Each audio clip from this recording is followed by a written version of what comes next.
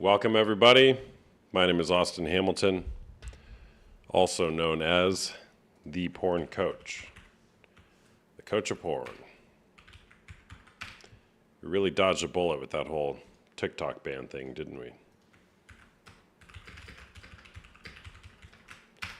Welcome back. Welcome back. January 20th. A lot has happened in the world in the last 48 hours. Am I right? It's good to see you all. Welcome back. Welcome back. TikTok got banned, unbanned.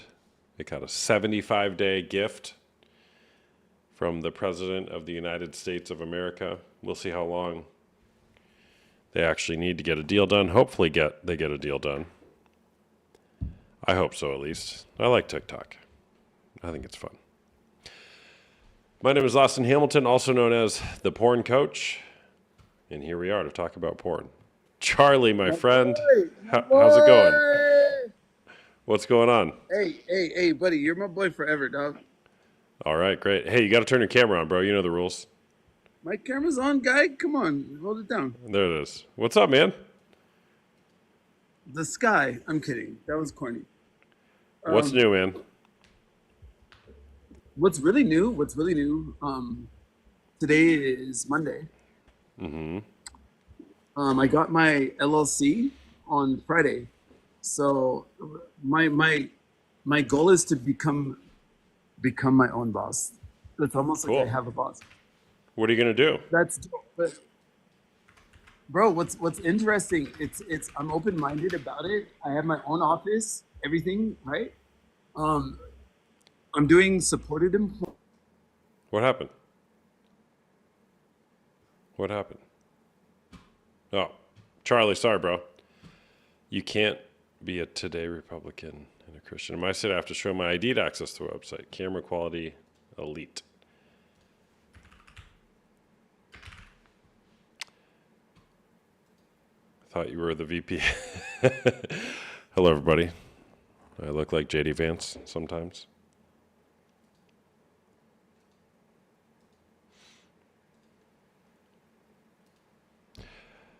It's been quite the roller coaster here in the last 48 hours. But we're back. Hey there, how's it going? Hi, how are you? I'm doing good, thanks. What's up? Is porn cheating? Absolutely. Absolutely. Okay, why is that? I think I come from an extreme case where my partner was actually addicted to porn for a long time.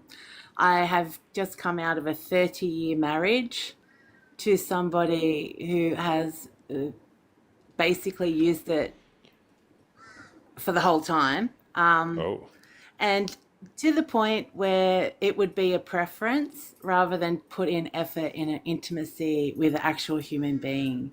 That's how bad the porn addiction took over.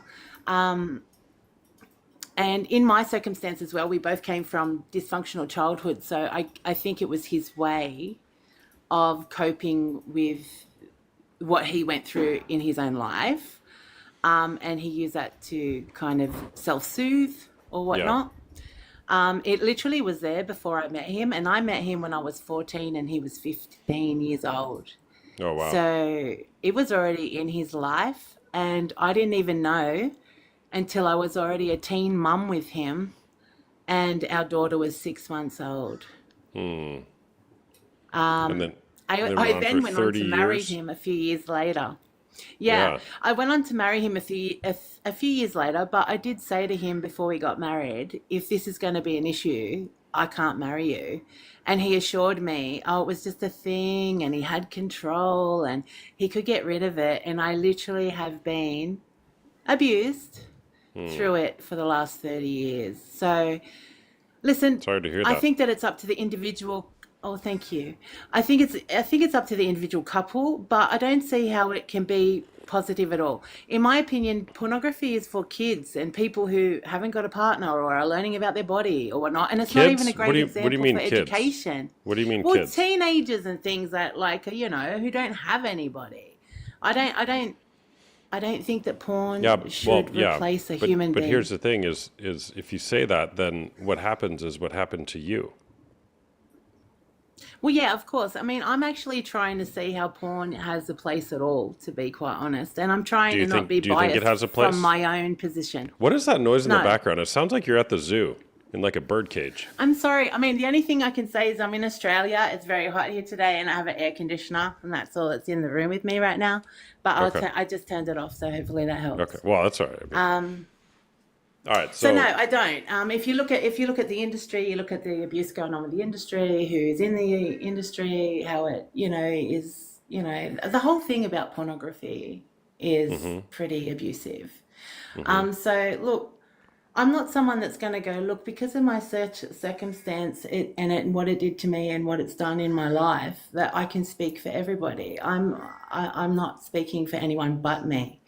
But what I mm-hmm, will say is, if you are in a relationship with a human being, use that time to get to know your partner. Use that time to become an intimate partnership where you learn of each other's body and each other's way that you want to have sex and what turns you on as a couple. How is someone else gonna teach you that? And if you look at pornography, darling, it's unrealistic. If you actually treated women the way that most of the pornography is this day and age with choking and all this stuff, you would be in handcuffs. mm-hmm, So mm-hmm, it's not teaching intimacy. It's not teaching the importance of a human connection. I mean, mm-hmm. isn't that what we're all striving for? Even as we do grow up, we don't grow up to go, hey, I'm going to be on my own and let me look at magazines for the rest of my life. No, you're like, hey, hopefully I'll have someone one day and I won't be alone or whatnot. But for me, it's a very sad situation because I feel like our situation was a complete stunt of our growth in every single way. I feel like I matured, he never did.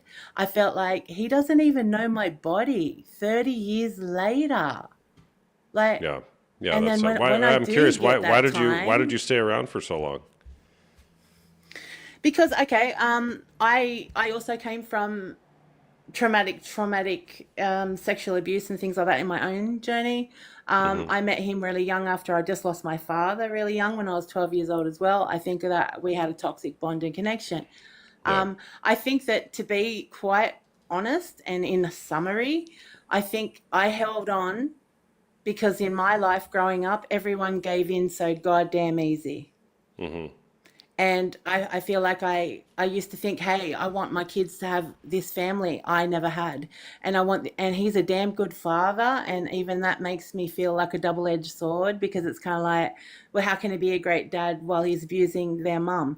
So it's kind of, but he is a great dad for what he is as a man with his children. He can relate to his kids. He can love his kids. He's not biased with them.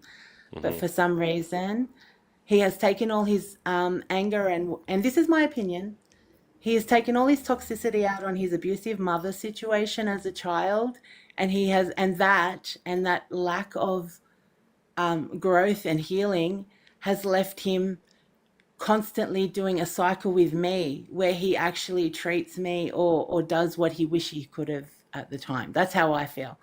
Yeah. Why did I stay? Because for a long time I was severely also overweight myself during the relationship. After I had our first child, I started getting big. And so for a long time, 100% honest, I blamed myself. I thought Yeah. that, hey, I'm fat, I'm unattractive. I don't blame it. I don't like my own body. So why the hell would he? And Mm-hmm. so I think I copped it. I think I took the blame. And I think he let me. It's not that he ever corrected that thought process. So I actually had it thrown in my face a few times too in his own shame. This is also someone who keeps saying to me to this day, there's nothing wrong with porn. Mm-hmm. So You yeah, have a well, yeah. problem. So I mean, You're it frigid, sounds like you've been whatever. through everything. You've been through all of it. Yeah. Yeah, which is So, it's a lot to go through. okay, so Yeah. years ago I got weight loss surgery. I dropped the weight and guess what? Nothing changed for me. So what I'm going to say is Mm. this, please don't replace human beings and a connection and the ability to connect with someone you care about learn about their body, learn what they like. People have traumas, people have things they don't like. That's the icky subject. Don't do that. Learn in love and respect for each other. And What happened?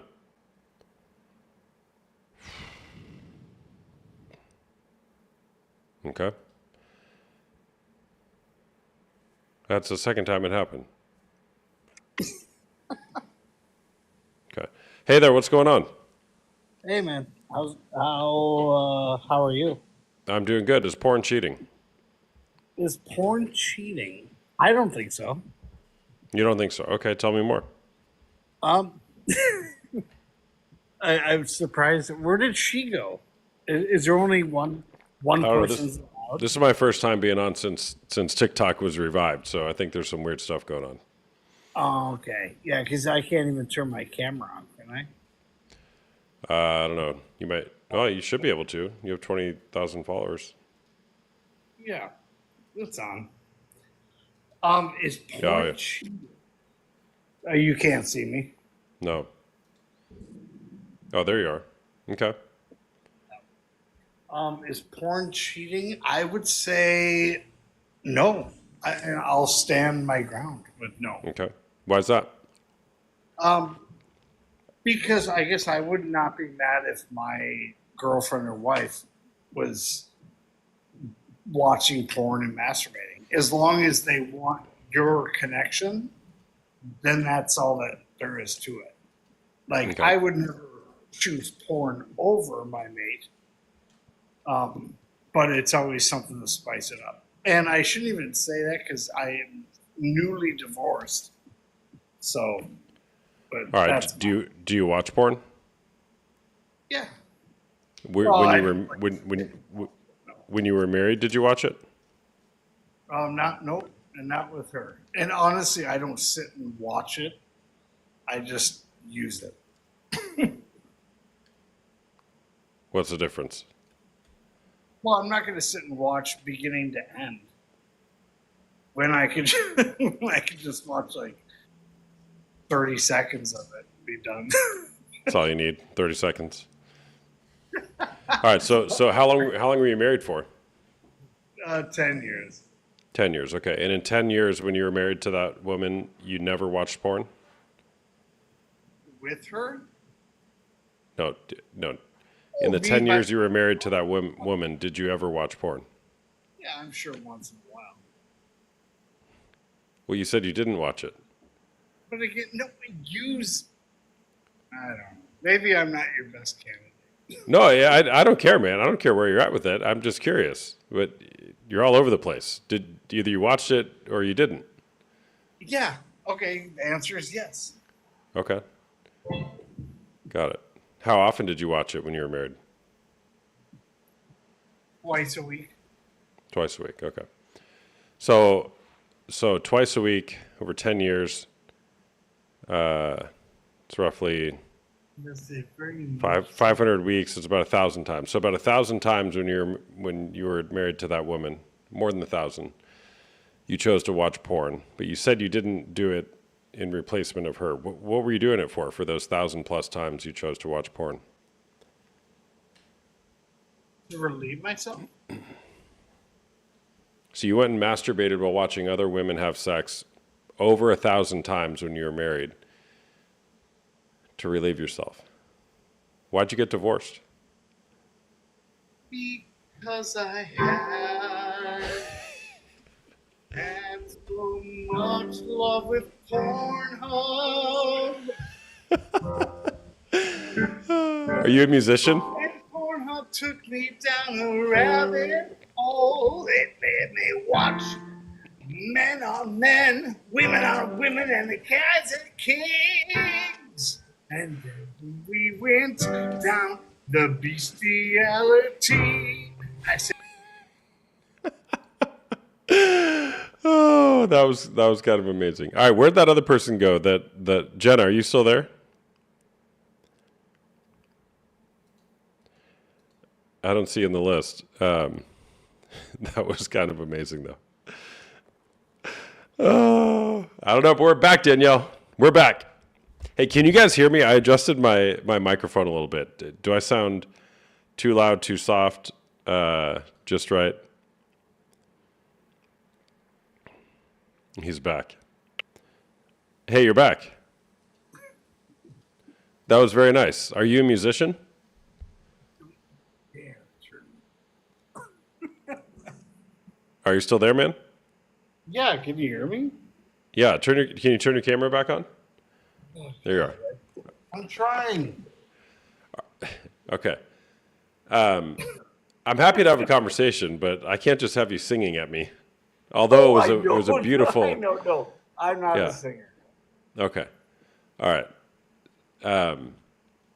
So you were married for 10 years. You watch porn a couple times a week. Do you think that it made you be disconnected from your partner? I wouldn't think so.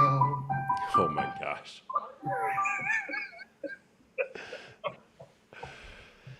I wish I could just.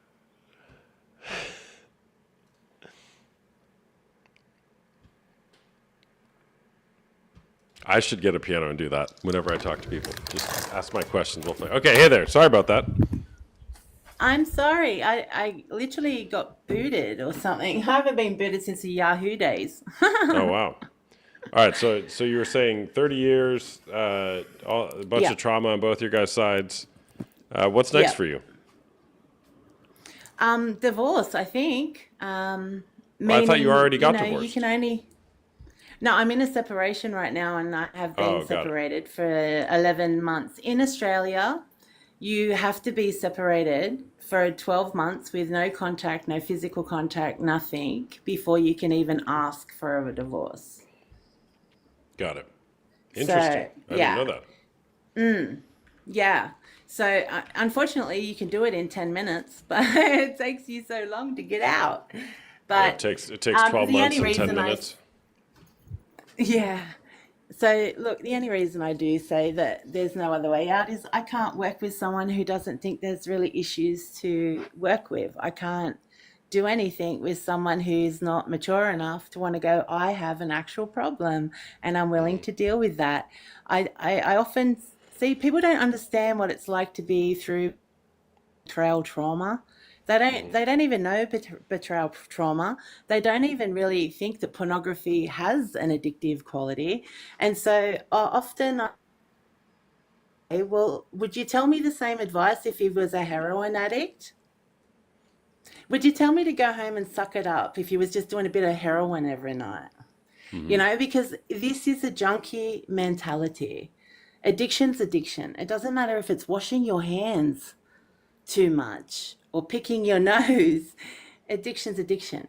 So, it's a really, really hard thing. And it's taken a lot out of me. And I definitely play my part. And this is the thing. I'm not going to say it's all him. Obviously, I've thought that by loving and trying to resolve and just get through and push through, that I was doing something better for the relationship. And obviously that hasn't happened. And obviously that was the wrong method to whatever I was trying to achieve. Yeah. But Are I your can't are your keep kids out of the house now? sacrificing. Out of the house? No, they're with me. Like he's out of the house and I have the children. Got it. So when Yeah. you're separated, you're just taking care of the kids right now? Yeah, I'm in my own home. He has his own home. He maintains his own life. He travels a lot for work and stuff like that. So he sees his kids on the weekends and we see each other in exchange. Yeah. Yeah, that's tough. So That's really tough. it is. It's heartbreaking. And no one wants to say, hey, I gave my all and it didn't matter. Yeah. I did everything I could and I didn't get the end result. But I guess that's maturity and I guess that's growing up, you know? Yeah. Yeah. And we all got to do it eventually. Yeah. Well, thanks for So, sharing. And, no, are you I sure there's not an appreciate you animal in having the me on. background or something? I keep hearing like a squawking. Oh, you might be hearing birds. I live in Queensland. I don't know if you know Yeah. about Australia, but we literally live in like a rainforest. We Oh. literally live in like a jungle. We literally live in this paradise sort of place that you would think, yeah, bull crap, that's not real. But I just shut all the windows, Sounds so like it. hopefully. But anyway, I won't take up too much of your time. I really love All your right. show. I only found it within the last 2 weeks. I've been stalking the page whenever you've been on. I've been chucking my comments down there. But just because it was so quiet into you opening the page, I thought I might have had a shot to get on. So thank you. Yeah. All right. Well, thanks for sharing. Bye bye. You're welcome. Take care. I knew I heard birds. I knew I heard birds. Hey there, what's going on? Hey, what's up? Not much. Is porn cheating? Not necessarily.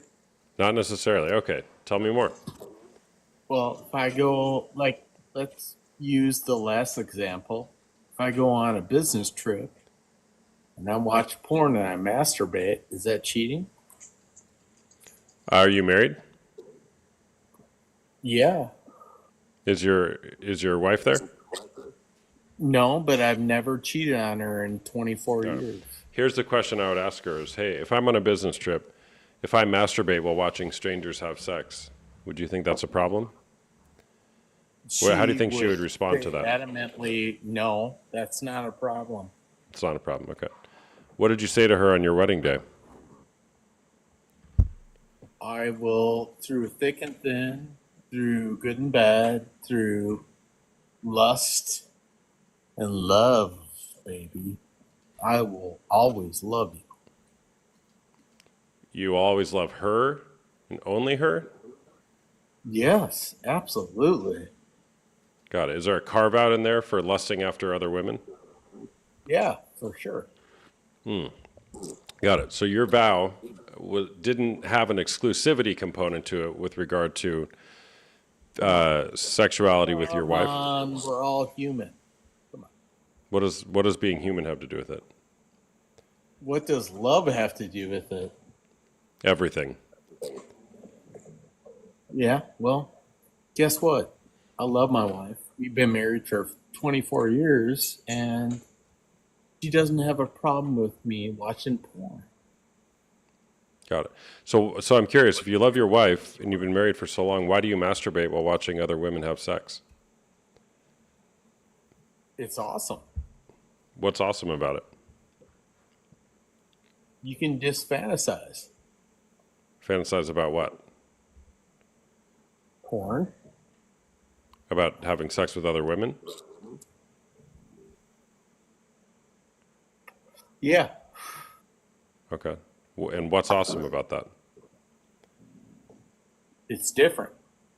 Have I talked to you before? Maybe. I'm pretty sure I have, and I'm also pretty sure you may not remember it due to your state at the time. I know I've talked to you before. Okay. Bring out the past then. Okay. Bring out what? Whatever. You said you remember talking to me. Bring out the No. past. I don't Well, remember. I don't remember what you said exactly, but it sounds pretty similar to what you're saying now. Is that right? Yeah, you're You consistent. know that there's this back part of your brain that controls all the addictions and the urges. You know that? Sure. You should, because Okay. you got your own life about like porn and addiction, and that's part of the brain. There's other addictions that fall into that part of the brain. What's your point? It's like any other addiction. I'm addicted to food. I'm addicted to porn. I'm addicted to working out. I'm addicted to drugs. I'm addicted to being narcissist. I'm addicted to myself. I'm addicted to. Do you think these addictions are good for you? No, absolutely not. No. Do you think it would be useful for your life if you were to try working on these addictions? Yes. Have you done that? Never. Why? Because my entire life has been about fixing other people instead of myself. So that's where I stand. I mean, seriously, I've never worked on myself. I admit it. I'm 52 now. I'm 52 years old, dude. Do you Never want to worked on myself. do you want to change anything about yourself? Absolutely. What? What do you want to change? Well, I have 3 teenage kids. So you can only imagine. Okay. So what do you want to change about yourself?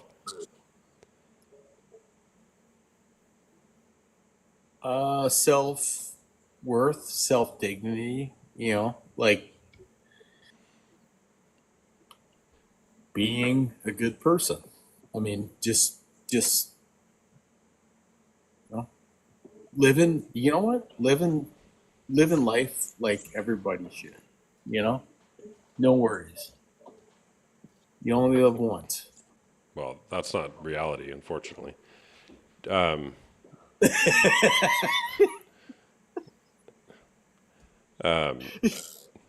What are the stories you tell yourself about, your self-esteem?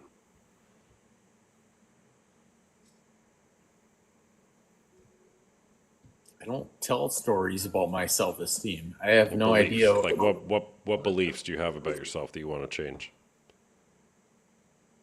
Well, I don't want to have an addictive personality, addictive brain that is consumed by, booze, porn, sex, drugs, rock and roll. That's a whole part of your brain. What have you done to try to work on that? I haven't. Well, it seems like you want it then. Yeah, I got somebody. I got a coach. It might be time for a new one, bro. No, I just started. Okay. There's Just a started. saying, we have what we want. We have what we want, right? You can say, hey, I don't want all these things in my life. But if you've done nothing to try to change them, then your actions actually indicate that you have what you want, which is to have all those addictions. I get it. Beating addiction is hard, okay? Don't hear me saying that it's not hard. But is it possible you actually have what you want, which is the comfort of not having to do the hard work to change some of the things in your life that you're wanting to change? You have what you Absolutely. want. Yeah, absolutely. Yeah. But have you ever struggled through addiction and overcome it? Yes. Ah, what? Porn. Ah, what?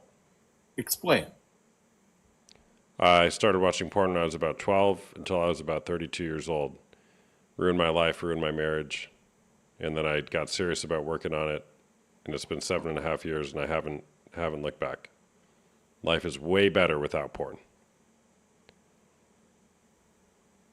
Was it just watching porn? Like a man and a woman having sex, fucking around? Well, all sorts of porn, but it also escalated into physical cheating. So you might put that in the sex addiction category. And I was married. Yeah. I'm still married to Well, the same woman for guess what? 13 years. I've watched porn for 25 years and I've never cheated on my wife. So Well, it depends on how you define cheating. Right? I would say, no, it doesn't. If well, you're gonna sure it go does. fuck another woman, that's cheating. Well, I would say you don't have to believe this, but if you're imagining yourself doing And that you're to gonna another blame woman, porn on your own urges. I'm not going to blame cheat porn. on your wife.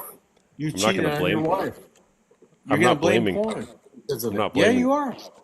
No, I'm Yeah, you not. are. No, I'm not.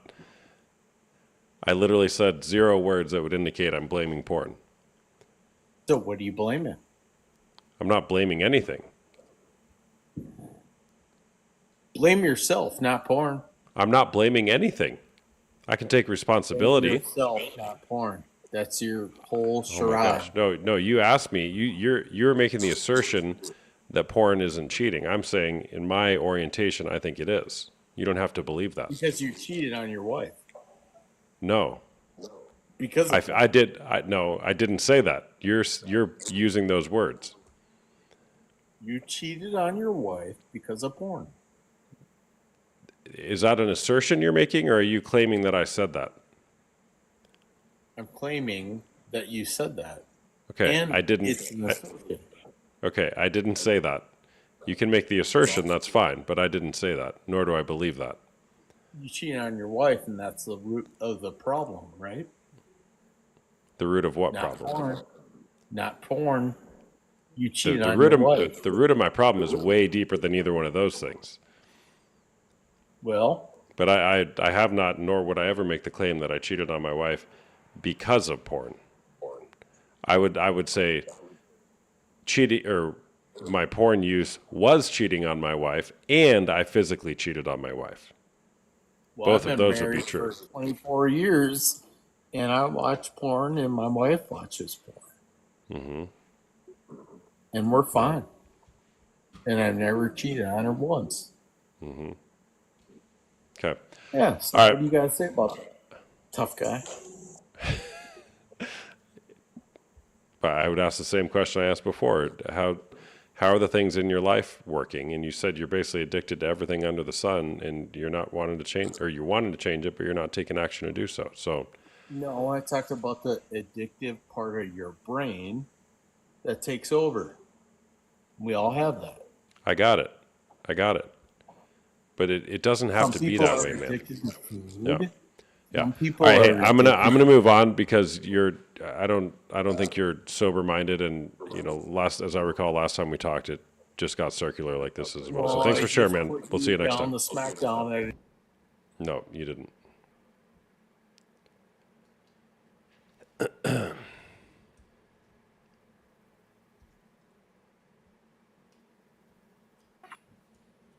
Hey there, what's going on? Hey, Krista, is it time? Does that mean it's time to get a haircut? Hey, I'm good. How are you? been a lot better. Well- This is my name is Oscar. Hi, Oscar. I am hubby to. I know it's showing my profile. This is Michelle. Oh. I'm Afternoon Cocktails. And I came across your channel on another Discovery Day, and my husband's been listening to some of your videos. And so we're both here. I've never Okay. joined a live like this, but he would like to speak. He's freshly into trying to get some. Recovery. Okay. Oscar, do you actually want to be having this conversation, or is she making you do it? No, yes, I do. Absolutely. Okay. No, All right, I cool. absolutely want to. Okay. If All right, this well, tell me helps what's the going next on. person, then Yeah. is porn cheating? Yes, it is, because Okay. it is cheating your partner out of intimacy, a true relationship, connection. You're cheating them out of them emotionally once the discovery is made, and I can attest to that from the multiple times that I have been caught. And so there was a very devastating discovery day in February, and I entered recovery, and it slipped. And there was another a discovery day just recently, and I realized that doing groups and step work is not enough. And I wish I hadn't stopped doing groups and trying recovery, because it doesn't help. I have since Friday gone to 5, let me see, Friday, Saturday, about 5 in-person SAA meetings, Mhm. which very very positive for myself, but it's hard to regain trust when constant lying has been exposed. And since I was a kid, that was the way I coped with emotions, to avoid emotions. And obviously, that has led to avoidance of any sort of emotions with my partner, with our kids, and true recovery. And so right now, How long has I porn been a problem for you? oh my gosh, since I was 11, I guess. I am 40, gonna be 44 in a couple of days. And in 2020 was when there was a really big Discovery Day. So about every year since about 2017 has been a little bit more, a little bit more, a little bit more. And like I said, 2020 was a big, the severity was really brought into light. And Did you physically cheat? no, sir, have not Right. ever. So you did Um, a staggered disclosure over like 3 or so years? yes, Oh man, that's a lot. right. Um, Now there are some things like I can't take back admittance of certain things, especially there was this one thing especially that I admitted to that was not true, and it was in hopes that I would get my wife to stop asking and also to hurt her at the same time. So I did admit to being physical with women. I just I just want some tips on how you recovered and how you got better, because I don't want this as part of my life anymore. I don't want it as part of my family's life, my wife and my children. Because even though as much as I can say that I love them, I've hurt them so much. Yeah. All right, take a deep breath, man. Take a deep breath. So I'm trying to follow you. So you confessed to doing something that you didn't do. Right. How did that Yes. happen? I'm gonna add a little here. Um, Once I found out how deep, like I didn't know what live cams were. Very naive. It got to the point where he was using work computer, work time. I mean, just pretty bad. Sneaking around, lying. So the first couple of times I caught just by sheer accident. So once I learned those things, I started becoming the Snoopy wife, checking devices and all that. And I never thought I would ever have to be that person. I don't like being that person. It's just not a way to live. And I came across some actual like meetup sites. Again, I didn't even know there were those exact sites. And I mean, with his history, I asked him how many women he had met up with, and that's what the part he was saying. He said 4, and then he recanted that, and has to this day sworn that that never happened. He just did that because we were fighting, and he wanted to further hurt me. Do you think he's telling the So truth? I do not. I absolutely do not. Okay. I don't. Um, so you kind of pressed him on it. He confessed to having 4 meetups, and then he rescinded that, and you don't believe him. Yes. Yes, he told me that the reason those I'm not apps, I'm sorry, those sites were on his device was because that they're like pop-ups on the site porn sites that he was on, so that's why they were there. But it looked like it was more to me. and I called a number that was on his phone. It was a number to a hotel, and he also deleted his complete location history on his Google account. Yeah. Oscar, that's what somebody who had an affair does. I know, I understand that. I absolutely 100% understand how it looks and why it looks. And that's just something that I cannot undo. I can't undo that. I can't undo that lie. And that's the most truth that I need. And Okay. All right. I understand. I All right. understand. Are you,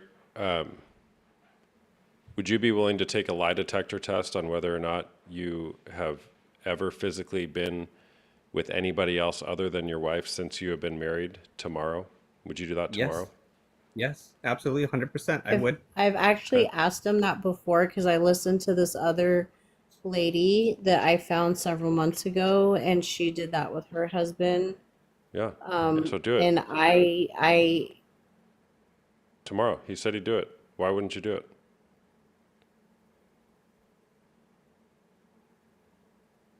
you, Oscar. Me?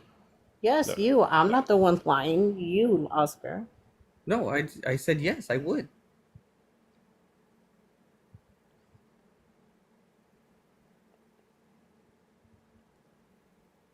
So my question, or both of our questions, what is your number one tip and advice to help him get forever recovery? I would say long term, but just for long, I mean, forever recovery. Whatever happens as a consequence of telling the truth is the best thing that can happen. That's the best advice that I can give.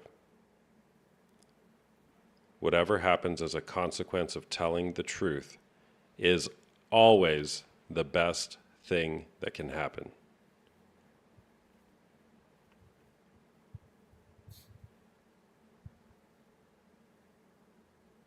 And at this point, that's what I've asked him for. I just want the truth. I know this is not going to be an overnight cure.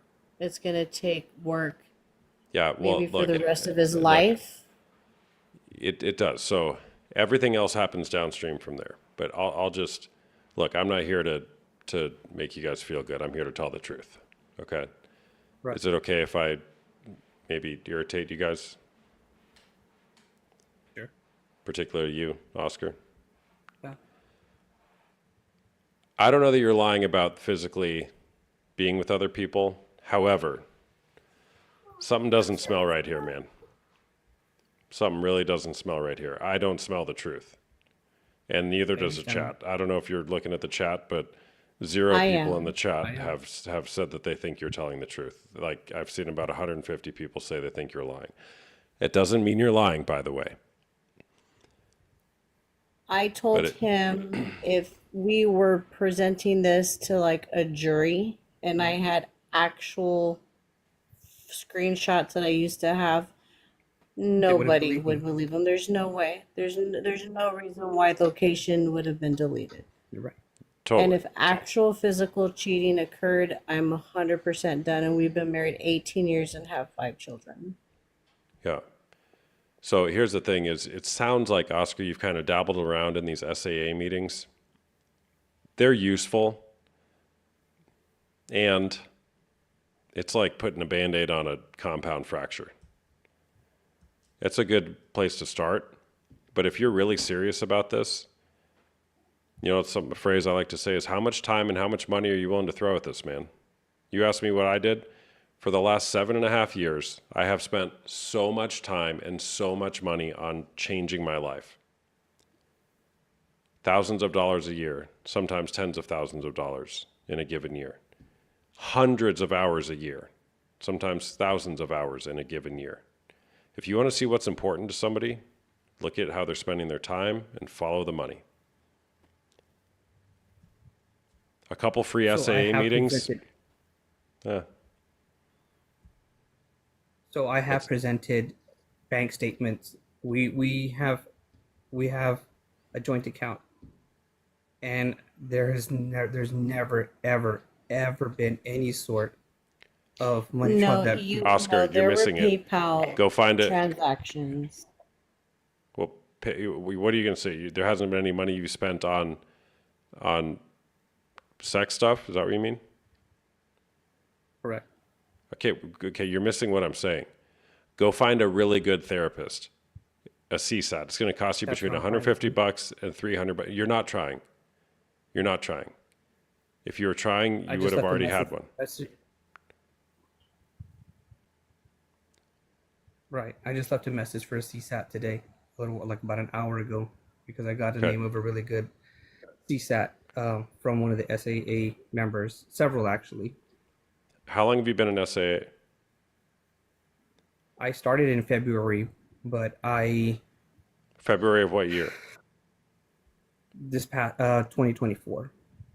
So for a year. You only did it a few months, though, Oscar, at the Right. most. You're right.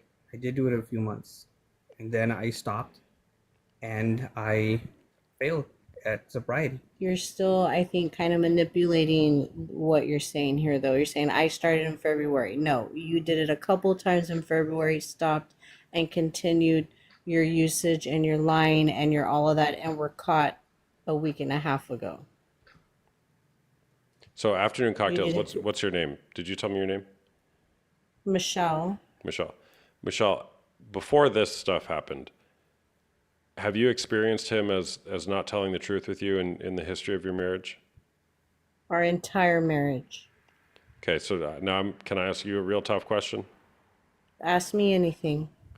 Why have you tolerated that for your entire marriage? Like, are you surprised how he's behaving right now?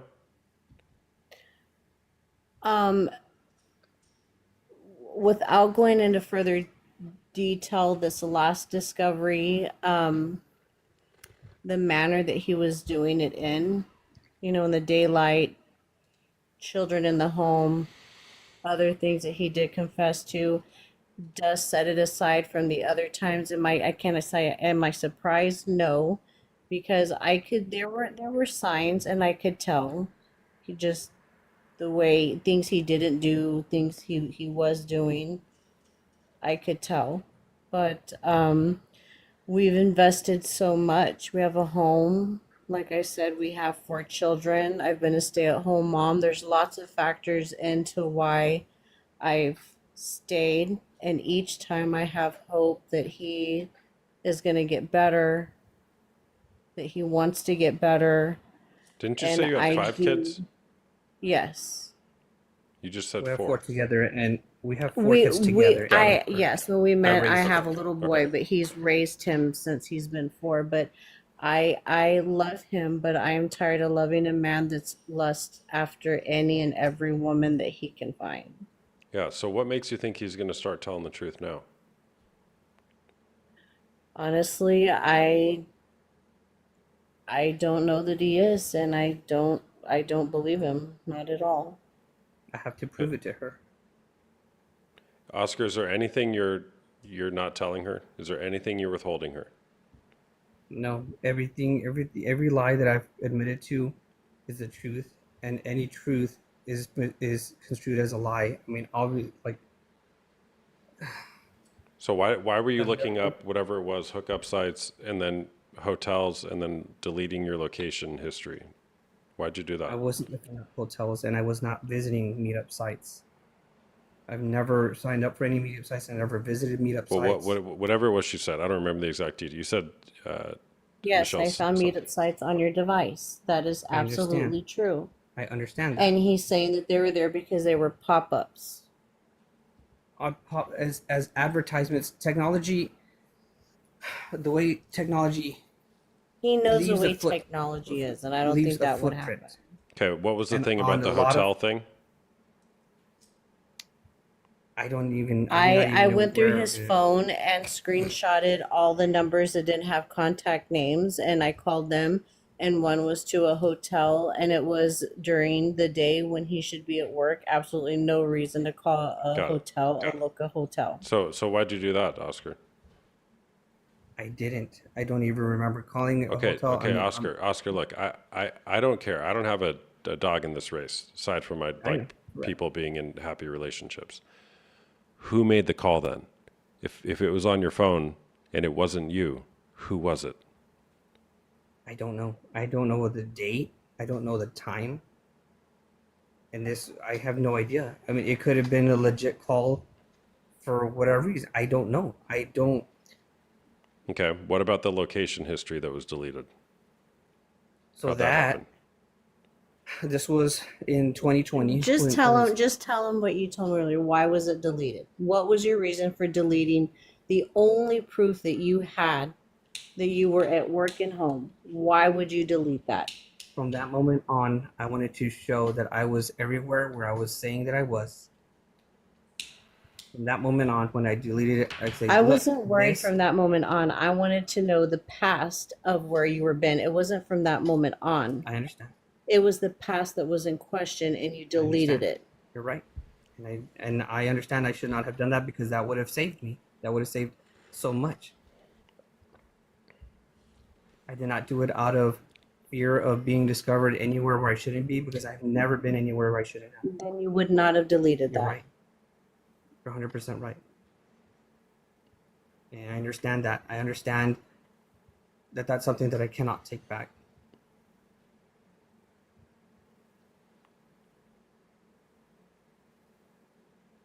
Oscar, what would it mean for you if, hypothetically, if you did have an affair or any type of physical contact with any person that isn't your wife since you've been married to her? What would it mean for you if that were to be revealed publicly? I'm not saying it happened. I'm just saying, what would that mean for you? What would it mean? Mm-hmm. Well, that means that I cheated on my wife. That means that our marriage would be over. And what else would it mean?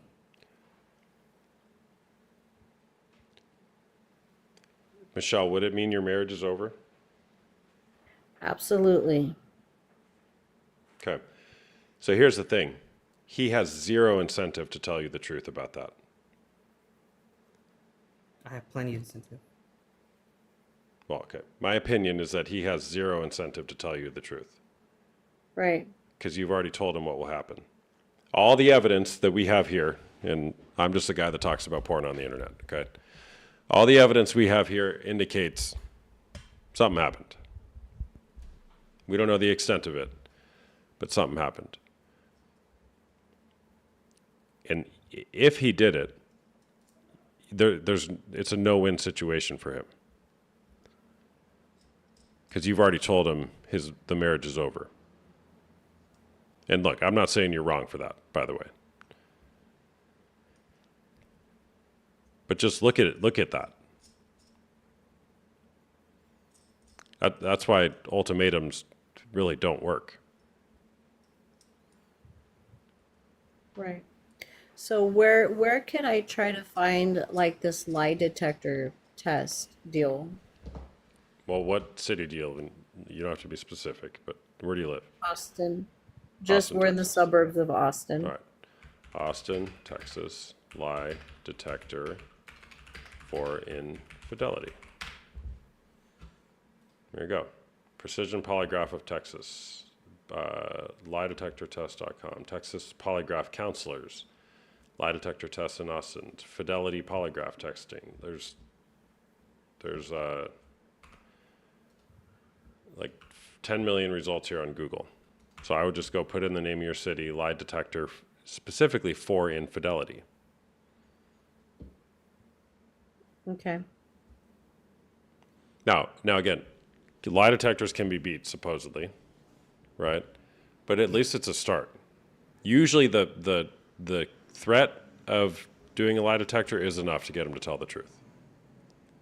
Well, I also told him a few nights ago that and again, I am horrible with technology, and that's why I've been able to be manipulated for so long, but I've learned quite a few things.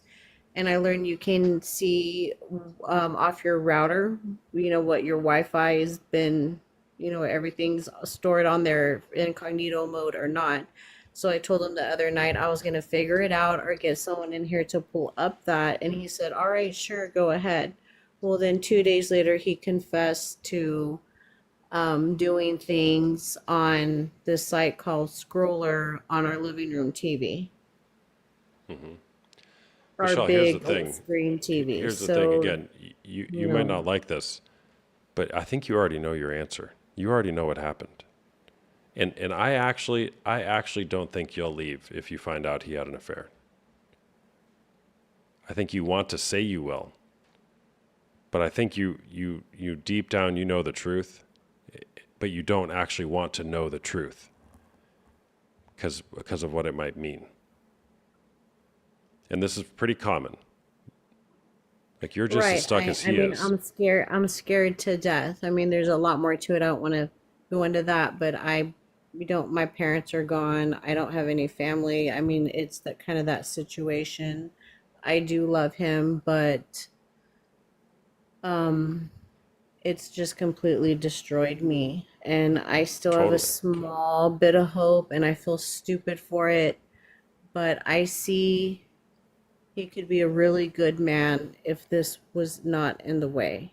Yeah. And that's the man that I love. Do you think that there's any room for you to reconsider if he did have some type of physical affair that you wouldn't leave him immediately?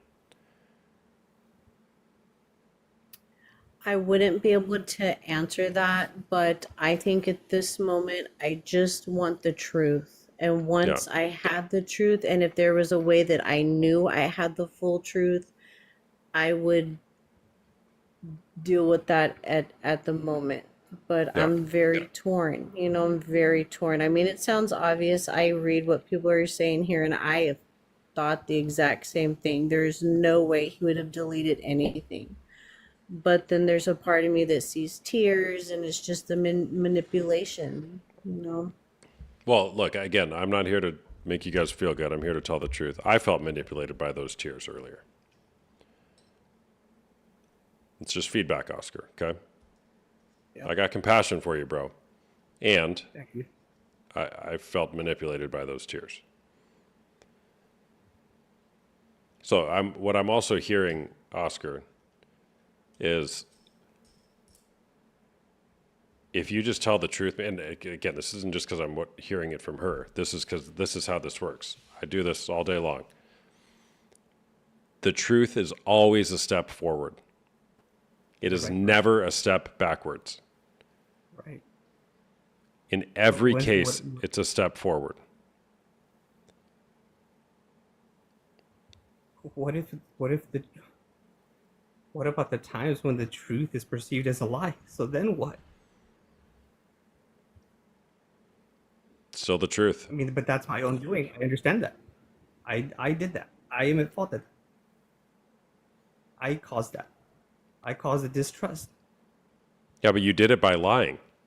If your story is true, which is that you admitted to something you didn't do, you lied. Right. Right. So it goes right back to you. That. Right.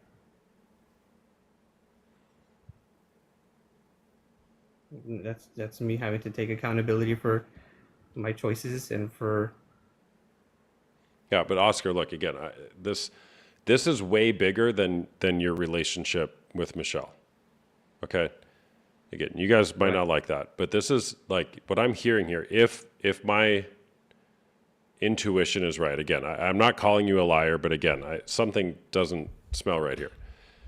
You got to be miserable, man, to try to keep up this con. And I know this because I did it. I erased my location history. I erased my websites. I did all that stuff. I had squeaky clean tracks. And it is freaking exhausting doing that. I was miserable. You're right. Yeah. Yeah. You're right. And the bigger story here was not just, can I figure out how to make my wife not leave me? The bigger story was, how can I make it so I don't freaking, if you know what I mean? Because this is just insurmountable. I'm a terrible person. I couldn't tell the truth from, just as much as I could tell the floor from the ceiling. I couldn't find the truth. It's exhausting. And that's the problem with lying is once you lie, you got to keep up all these lies to keep it going. Right. So this is much bigger than just, can we make this relationship work again, which is a really big question. I get it, guys. You got 4 kids and another one. You've been married 18 years or so. Like, I got it. That's huge. But this is your life, dude. You're right. This is our life. It's not my life. Well, it's your life, it's her life, and it's your life together. Right. And that's what I'm trying to, as slow as it's going to be, as slow as recovery is going to be, I choose a life with my wife and our kids. And that's why I'm trying harder. But I can only prove it by doing it. Like I said, with groups, with the CSAT, with therapists, or with a sponsor. From every angle that I can, I have to prove it. Yeah, but all that is nothing if she doesn't. I got to be Believe me. cognizant of how I word this. If she doesn't feel like you're telling the truth, and I fully get you can be telling somebody the truth and they still may not feel it, right? Right. But like, you know when someone's telling you the truth. So all that stuff is great. But I mean, I've worked with guys who they'll go to a CSAT and lie to them for a year. Just going to a CSAT doesn't fix this. It's telling the truth.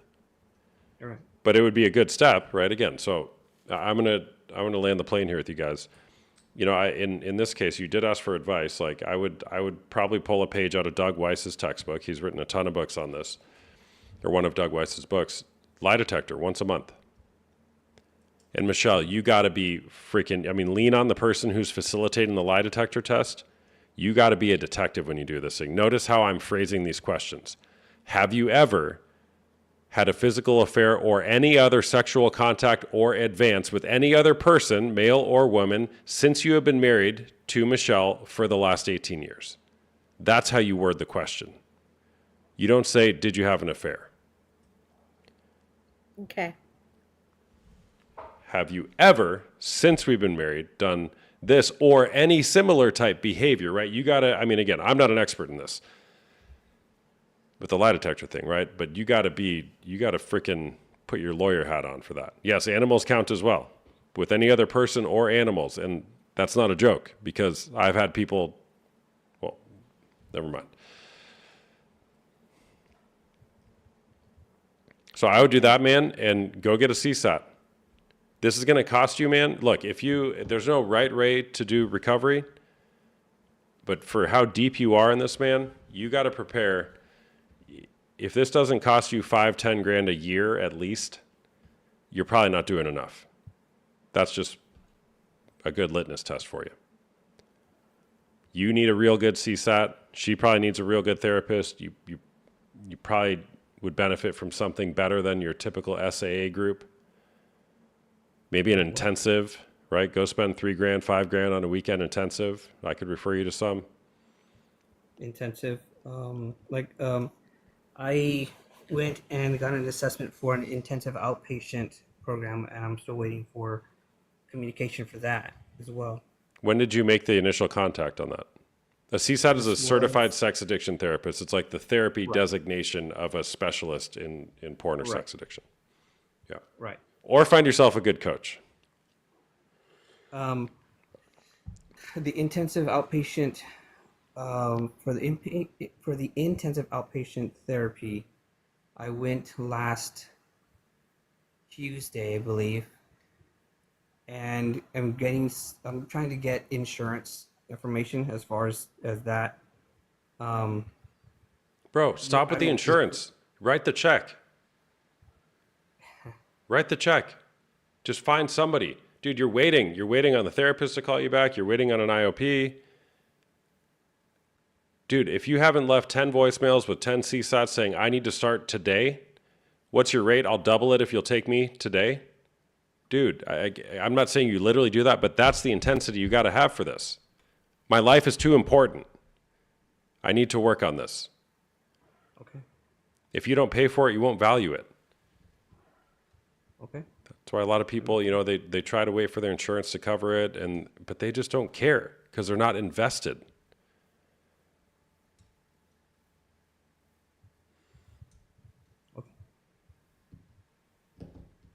Right.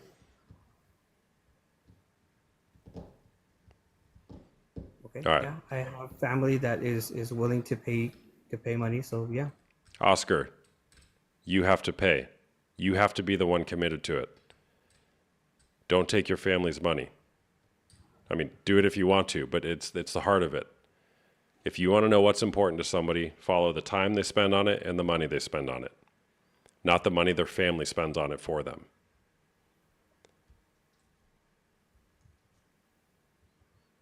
Okay. You found the time to watch porn in the first place. That's one of her points. That's exactly what I tell him because Yeah, and- he's given me all kinds of excuses: kids, house, working. Like, well, you've had a full blown addiction and time for that. So Right. Yeah. All right. What are you thinking, Oscar? Where are you at? I'm right here. Okay. You're a Decker fan. Yeah, I agree. Host, he's shutting down. Need to reassess. Yes. Okay. Let's reassess. Are you doing okay, man? I'm laying it on pretty thick. No, I mean I'm here. I'm listening. I'm engaging. Okay. I need a full force. I will give him a little do- I credit would say that I today. do have to I've do the I've read hard work. I read some of the comments about like a flip phone, and that's one thing he never did. He actually went and bought a old school flip phone, and We went today. that gives me a little bit of hope. But then I also tell myself, am I just being a idiot again? That was my choice. Go flip phone. Mm-hmm. But I love him and I want him to recover if we don't work in the end. We have 4 daughters and he will always be their dad. And I don't want this for him, even if we call it quits. Yeah. Yeah, and Oscar, I know I've been kind of harping on your present day behavior, right? Which I apologize, but there's a story here, man. You got a story for how you got here. You know why you got into the behavior you did, why you're maybe lying about it, and that's what deserves to be uncovered. Your story matters. Your story's valid. You didn't just start watching porn one day and lying to your wife because you thought it was a good idea. It started somewhere, Right. right? Just like mine did. I didn't think it was a good idea to go cheat on my wife one day. It started when I was a little boy. It's not an excuse. But there's a reason. When you look at your whole story, the context of your life, it's like this makes sense. And if there's anything you're hiding, confessing it in the context of your whole life, how you got there, is what will help the possibility for reconciliation be there. Mm-hmm. It's like she's got to know the whole story, the whole context here. Why did he do what he did? Right? That's what I did. I went and unpacked my whole life. I had like 3 therapists at one point. I did weekend intensives like 3 times in 1 year. And it was all about, why did I do this? How did I get here? Weekend intensives as in one-on-one type of thing, or is like as couples counseling weekend intensive? You name it, we've done it. One-on-one things, personal development things, sex addiction focused things, couples retreats, all designed to figure out why I am the way I am. Again, when we get so focused on managing the behavior up here, it's like we lose sight of that there's a whole story here, a whole person. You've got a story, man. Right. So So, there's an SAA convention happening here in Austin, and I think I've heard that this is the first time it's ever happened over here, and I would like to join. Have you ever joined anything like that? look, I think SA is fine. I think it's useful. And I think it's limited. Just like any tool is limited. Okay? And Right. I've personally been to a couple SA meetings. This was like years into my recovery. At that point I would kind of go to accompany friends who were newer on the journey and go. So sure, I was there. I belong at one of those, but it wasn't like I was in crisis going to an SA meeting. So I've been to some, but here's the thing is, what I don't think that you're going to get in an SA is diving deep into your story. Definitely. Yeah, and again, I have a lot of guys who join my groups or they'll do my one-on-one and they've been in SAA for 6 months or a year or 2 years, and then they'll join my group and they'll be like, where has this been the whole time? So Not how to do say I that- join your group? Well, you got to schedule a discovery call with me first, which is linked in my bio. And then we can talk about if it's a fit for you. And I'll just say, based on this conversation, I would probably want to see you do a lie detector test first. Okay. But look, I I'm not. literally found you the day that this last time I discovered. I was upset. Came to TikTok, and it was like the night before we lost TikTok for a couple hours, and I found you and listened to several of your videos, and it was like the yours was the first one that pulled up. I don't know if TikTok's listening or whatever, and I don't care, listening. but They're I was listening. just like, oh my gosh, and of course cried. I was like, and Oscar, I was like, will you listen to this gentleman's, And I you know, said, some "Yes, of his course." videos, and he several did. others, and So- several other videos. Yeah. And I've never disagreed with any of the videos of their honesty and their legitimacy and stories that describe exactly the gentleman, yourself as well, gentlemen, just describing their journey. And Yeah. I admire that. And anything that they've ever said, that you've ever said, I have agreed. I said, yes, exactly. That's me. That's me. That's me. That's Yeah. Yeah. Somebody in the chat said going to SA while finding better options is better than not going all in. Absolutely. I agree with that. Again, I think SA is a good, let's get you in the game, cool. but it's like, okay, well, now what? Which is where you're at, right? You're like, what do I do now, right? So this SAA convention that you have coming, great, go. Fully embrace it, right? But here's what I would always say, and this is anything, whether it's like business, whether it's recovery, whether it's, whatever, parenting, youth sports, find the people who you kind of admire, for lack of a better word, or look up to her in that space, who they have figured it out. Nobody figures it out perfectly, but like in SAA, you can tend to have the guys who are relapsing every week and they show up every week and they're just confessing their relapses again. Bless their hearts, right? Don't go to that guy to go ask for advice. Go to the guy who's been in it for 10 years and does it because he wants to help other people and say, hey man, I'm ready for the next step, of my journey. What could you recommend? Do you have a good therapist to recommend? Have you done any programs? Do you have any books you'd recommend? Right? Right. And you got to build your kind of your network, so to speak, your community of how you're going to go through this. So again, I'd be happy to talk to you about joining my group. I'd love to have you, right? Don't get me wrong, but I also want to be very clear. I'm not your savior here. Right. Okay. There's a lot more work I think you can be doing, and if I may be a part of that, great. I'd love to. Right. But don't think just because we had this conversation now, I'm going to be the one that solves this for you. Only I can do that. Only you can do that. Exactly. Yeah. So again, I'd love to chat if you want to. We could talk about the group. But yeah. All right. Nice chatting with Thank you guys. We Yeah, you can appreciate go- your time. Appreciate Yeah, go to the link in my bio if you want to schedule a call with me, and we'll go from there. Okay. it. Definitely. Thank you. All right. Take care, guys. All right. All right. By the way, guys, I think that was the longest guest I've ever had on. That was like 40 some minutes. I don't know that I mentioned tonight. Me and a few other creators are doing a mastermind event on Sunday, January 26th. It'll be myself and Honest Love. That's Not Love. Hope Beyond Betrayal, and WTF Do I Do Now coaching. If you're interested in this, it'll be on Sunday around 4 p.m. Eastern time. I don't know the exact time. It's on the website if you go to the link in my bio. We're each going to kind of have our own little segments where we kind of teach about a different topic. I'm going to be talking about vulnerability, the importance of vulnerability in recovery. Vulnerability, aka telling the truth. I'm a big fan of telling the truth, if you guys haven't realized that by now. So we'll each kind of have our own little parts that we do in that. We have, I don't know if the others would want me sharing this right now, but there's a lot of people that are signed up for this thing, which is so cool. We kind of did this when TikTok was going out because we're like, we got to do something just to kind of give back. So it's a free mastermind. If you go to link in my bio, it's the first thing there linked on my link tree. Go ahead and sign up.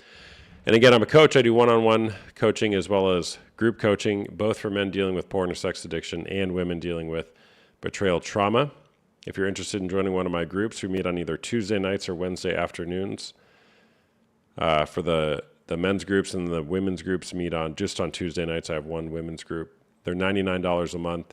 It's a great place to come heal together in community, because healing doesn't occur until it's witnessed empathetically. So if you're struggling with porn or sex addiction or other unwanted sexual behavior and you'd like help, or if you have been betrayed and you are looking for tools and resources to move forward in that, we largely follow the book, The Betrayal Bind, by Michelle Mays in the women's group, but not always. And those groups are led by myself and other female contributors who are fantastic.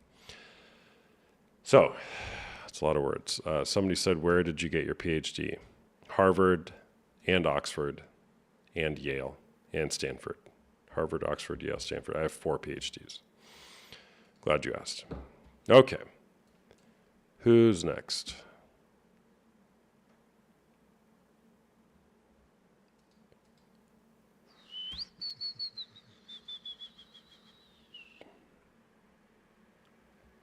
Four o'clock Eastern time. Hey, what's going on?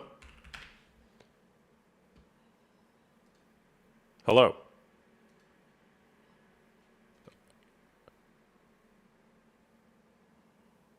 You sleeping? Savage, you there? You're on TikTok talking about porn.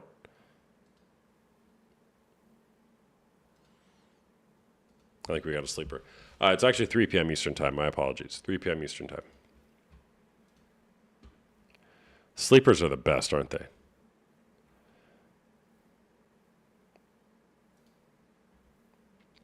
I think I heard very light snoring. No sleep apnea there. Hey there, what's going on? Hey, what's up, man? Not much. How's it going? Is porn cheating? Yeah, I'm gonna say like it depends on the context. I think I viewed one of your like streams pretty briefly, but I I would like to say like I completely think porn is smut. It's gross, man. I could see a lot of harm in it. It's affected many people in different ways, and like I think people I th- I think it's a good thing that what you're doing. It's a good topic matter. That it's good to address it. I think porn in most circumstances would be cheating. Like you're fantasizing about um, doing intimate things with another person. So yeah, it's a form of cheating. You're cheating with your mind, right? Mm-hmm. Yeah. Okay. Do you watch porn? So yeah, to be honest, it's I struggled with it. I was struggling with it. I seemed to start. I was making good progress, like staying away from it, and then, like it's I'm not. I haven't completely beat it yet, and like, it's like it frustrates me sometimes, like that I allow myself to fall back into it, and I could openly say that because it really disgusts me. Like I see like it for what it is, and I don't think that there's anything good that comes of it. I don't want to partake in it. The fact that I still fall into it, like proves that for me, it's that has some kind of control over like Hmm. myself, and I'm sure a lot of people suffer that way too. So I'm not sure if you have any advice or any life experiences that Yeah. um, Yeah. Well, how often do you find yourself looking at it? like so I do good like I'll do good in a sense like where I'll be like away from it for like weeks, almost months, and then like if sometimes I'll fall into it, and then like I'll slip and fall and catch catch myself, and then like the more it seems like sometimes when I entertain it, it can quickly justify myself going back to it like, again. Like I could see how it can be a drug in a sense. Hmm. Um, Are you in a relationship? Yeah, I'm not in a relationship, but I Got feel it. like it's still a problem. Still a Yeah. How old are problem you? for me. I'm 34. 34. Okay. When did you start looking at porn?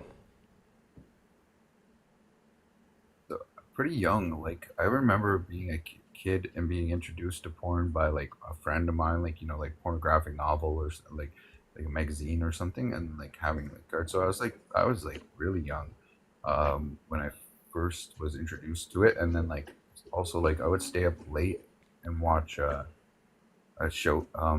What was it like showcase television, which was very soft porn in a sense. I think like you know what I mean. Like so I'm Hmm. Like, how old do you think you were roughly when you first found it? yeah like younger than 10, man, for sure. Younger than 10. Wow. What was going on at home during that time, like around that season of your life? So I mean, my mom and my dad split up. And I was pretty young. I remember like it's probably one of my first core memories. Like they split up, and like and they're great. They're great. Like it was like unfortunate that they couldn't. Like I love them both, and like it's fortunate that they couldn't work out. But so my mom worked a lot. She worked 2 jobs and was gone a lot, doing her best, but trying to build a life for us and stuff. So I had a babysitter that maybe she wasn't the best influence. I was close with her, but she had like people over, and then like I guess like it wasn't her that um introduced to me these things. Like that was just random kids from around in the neighborhood that introduced those things to me. Um, I had cable television in my room. I mean, I'm not sure. Like I can't really attribute it to anything specific that I know Hmm. of. Yeah. Well, I can just tell, man, by the way you're talking, there's a lot to be unpacked about your childhood.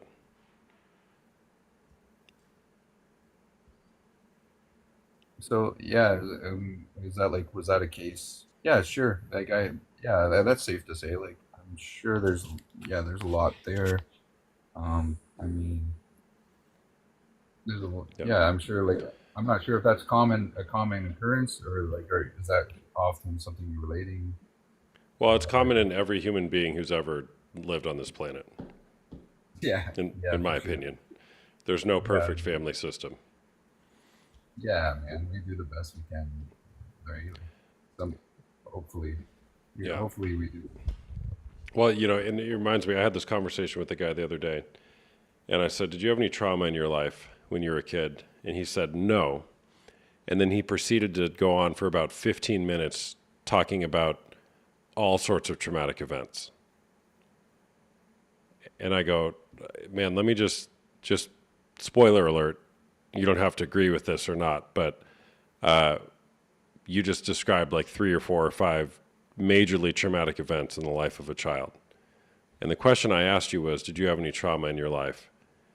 And you said no, and then told me about a whole bunch of trauma. Point is we all want to think that the way we grew up was normal. Our parents were perfect. They didn't do anything wrong. But when you really dig in, it's like, oh my gosh, what was going on? Why was I left with this babysitter? Why did the babysitter have friends over? Why did these other, people in the neighborhood, why were they able to introduce me to porn? Why was I able to be left alone in my room by myself when I was 10 years old with a computer and access to the internet? Come on, parents. Again, this is not an excuse. I'm not saying anybody has bad parents. But it's like, okay, we got to look at the full context here. Right? So, Right. somebody who finds porn at a young age, it's not your fault that you found it. And it grips hold of your brain. Yeah, I'm not sure if I would blame parents for like not being naive to the sense that I never had a computer with the internet in my room. I had like I said like cable television, which would be showcased and that. I was the only reason why I knew about that is from watching TV late at night. I guess like um, isn't that like I'm not sure like and that, of course like that was against like I was not allowed like that was against that was my own um, disobedient behavior. Like you know what I mean? Like it was a privilege to have it in the room, and like maybe they did not perceive like that happening. But that wasn't even what introduced me to it. to begin with. But maybe attributed to maybe my. I'm not sure if you're saying like attributed to maybe. Hey, you're my you're fellow- covering up your mic, man. I can't really hear that well. Okay, sorry about that. Is it still? Yeah, Is that's it still better. sound? Okay. Yeah. So I'm not sure. Like, what's your personal stance or your experiences with? Yeah. By the way, I was pointing at myself, talking about the computer in your room thing. That's part of my story, how I was introduced to it, right? And again, it's not an indictment on your parents. It's just looking at the whole story of how did you get here, right? Little boys, little kids, in my opinion, shouldn't have access to pornography. And when they do, which many of them do, almost all of them do by the time they're 13 years old, they find it, they hide it because it's shameful, and then they don't know what to do with it, and it hooks your brain. Next thing you know, you're 34 years old, and you're trying to figure out, why am I still doing this? Just stopping watching porn is not the solution here. It's a great goal, right? But it's like, well, what is really going on in my life? How did this happen? How did we get here? It's not an excuse, again. Yeah. So for yourself, like, is that like the route that you've took to like overcome your own Yeah. struggles with this? Yeah, totally. So, I mean, for me, I kind of started on this journey when I was 32 years old. I'm 39 now, about to turn 40. And for so long it was, I got to stop watching porn. I got to stop. I got to stop. I got to stop. But that just doesn't work. It wasn't until I dove into the trauma of my life to realize, how did I get here? What happened in my life? What happened in my childhood? Because I used to view my life, my childhood, as like, yeah, I have no problems. Everything's fine. There was no trauma. I literally used to say, some of you know my story. I haven't really shared on TikTok in a while, though I do all the time. I used to say my mom died when I was 5, and it hasn't affected me. I literally said that probably 10,000 times in my life until I was 32 years old. My mom died when I was 5, and it hasn't affected me. And then one day I was in an intensive, and I got called out by the facilitator, and she goes, "What did you say?" I go, "My mom died when I was 5, but it hasn't affected me." And my life fell apart because I'd been trying to hold on to this story, this narrative that nothing bad happened in my life. Everything was fine. I'm to blame for all the problems in my life.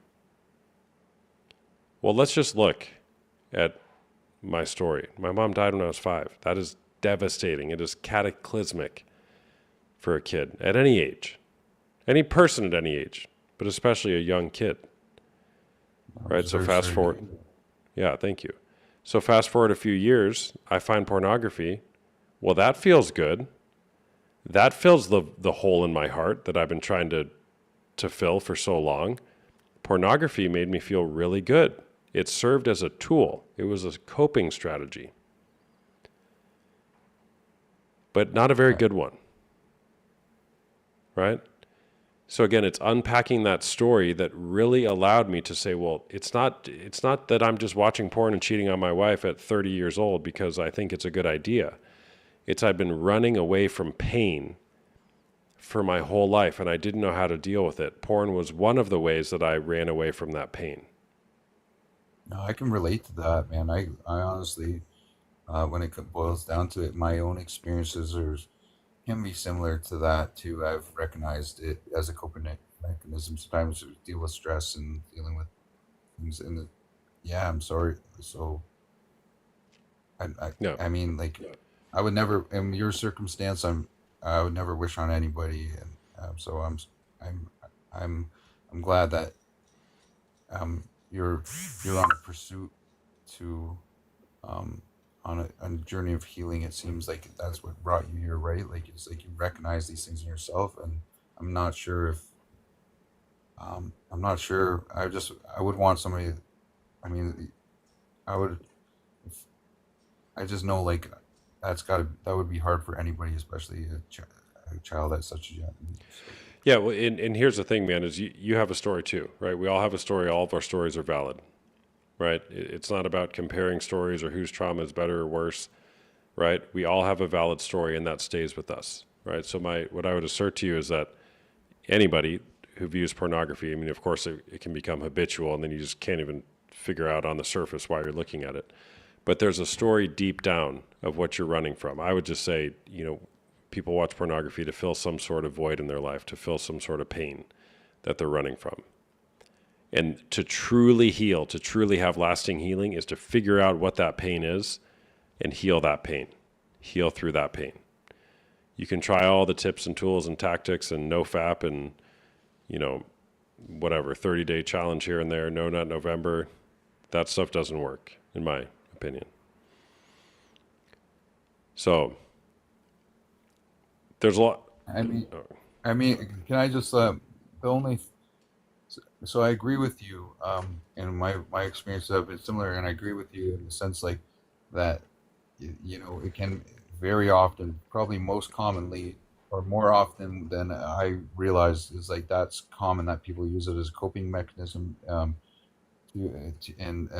look for fulfillment in something else that they have that's not right, but like also like to truly heal and direct your energy at focusing on bettering those circumstances, you for sure got to quit running to this this mechanism that's like it gives you like it doesn't provide any solution to you, right? Totally.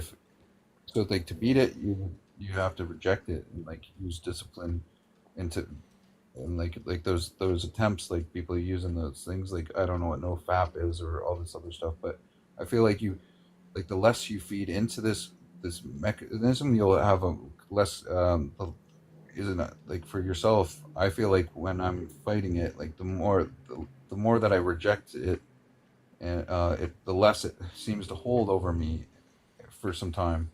Yeah. Well, and again, so you're absolutely right. Two things can be true, right? All those things are behavior modification tactics. It's useful, right? But it's limited. So, I would just say it's very unlikely you're going to behaviorally modify your way out of this. Because something will happen and then that pain will come up again and you'll find yourself going back to it, right? Which is why people, I think, like you said, it's, hey, I don't use it, but every few months or something. Okay. Well, you've done a good job with the behavior modification, but have we really got the root out of it? Right? So again, do that. Keep doing that. But don't think that that's going to really heal what's going on down beneath. No, I agree. Yeah. So, how long have you been doing this? Do you mind me asking? 7 years roughly. I mean, on TikTok about 2 years. But when I got clean, when I confessed to my wife my infidelities and my porn addiction was about 7.5 years ago, and I started participating in and leading recovery groups right about then, like after 6 months to a year being clean. Did that for about 5 years, kind of just ad hoc, would help people out, in one-on-one counseling and as well as group settings for about 5 years. And then I started creating content on TikTok and other social media platforms, and here we are. Now I'm a coach. I do this full time. So.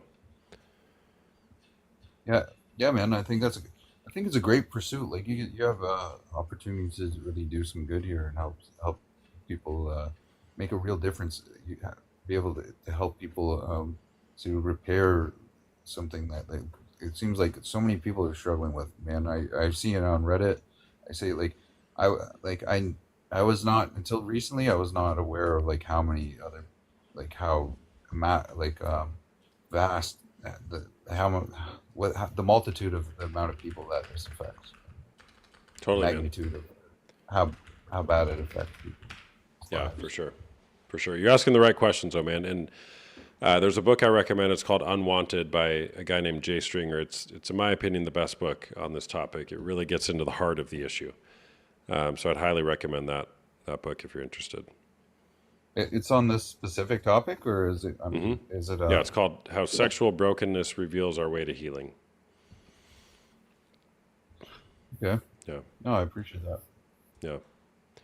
It does come from a Christian faith-based standpoint. I just like to put that disclaimer out there. I don't know what your faith orientation is or not, but regardless, I recommend it to everybody, and everybody loves it. So.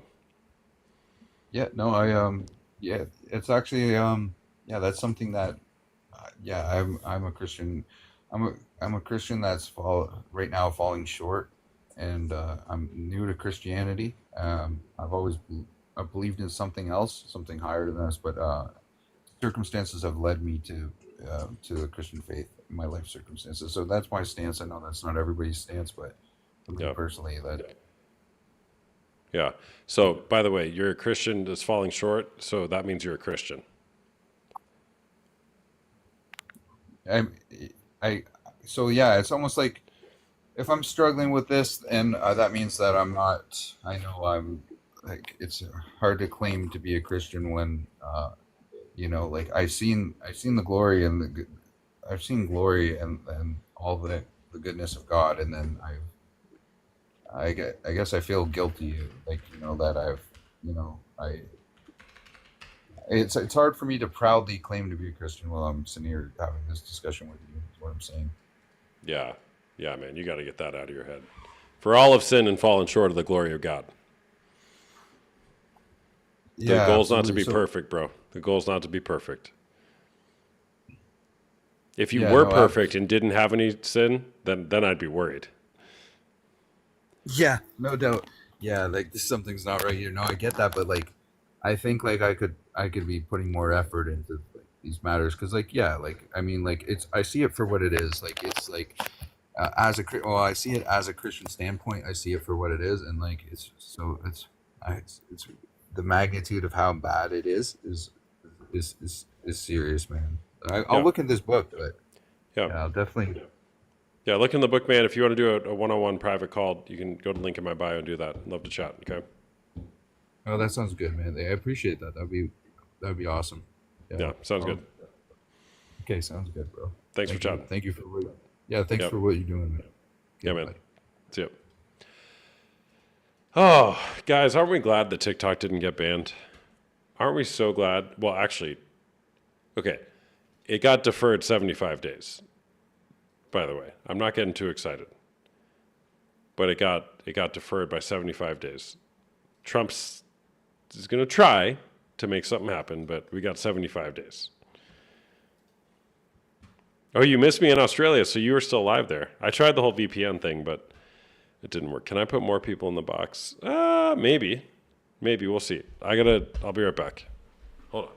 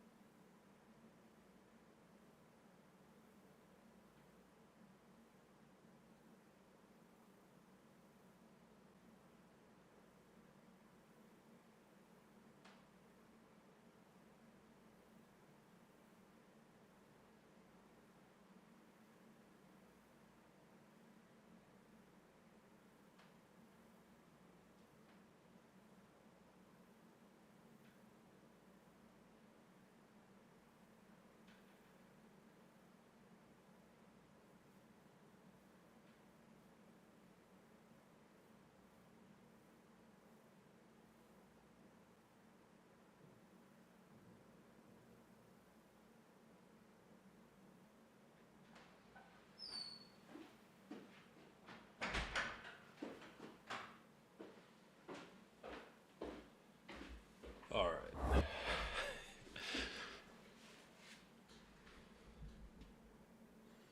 Yes, he did go to the bathroom.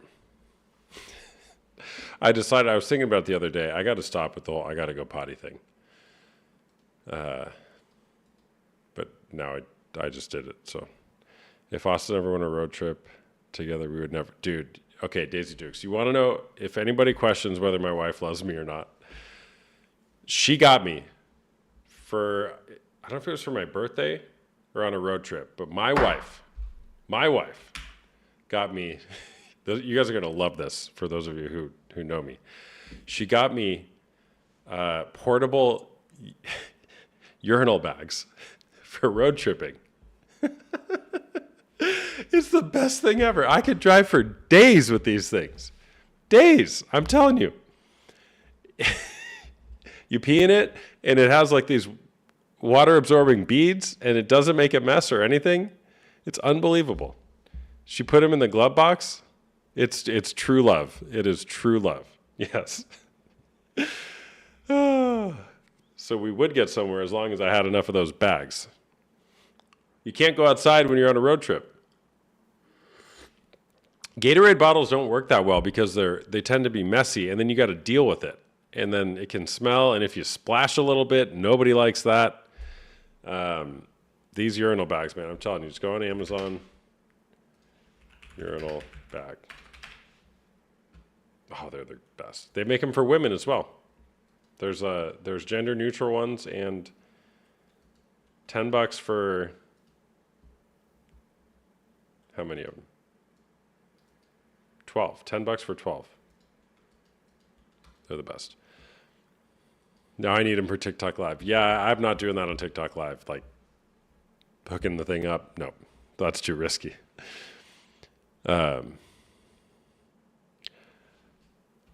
I've been in SA for over a year. I'm only 3 weeks sober over here. Hey, good job. Way to go. Way to go. Got to start somewhere. How do the general neutral ones rest in your... I mean, go look them up. Just look up urinal bag on Amazon. You'll see the difference. In fact, they actually... I don't know that there are gender neutral ones. What I meant to say was... What's the word? Like both gender. Either, is that what gender neutral means? I don't know. Okay. All right, we're back.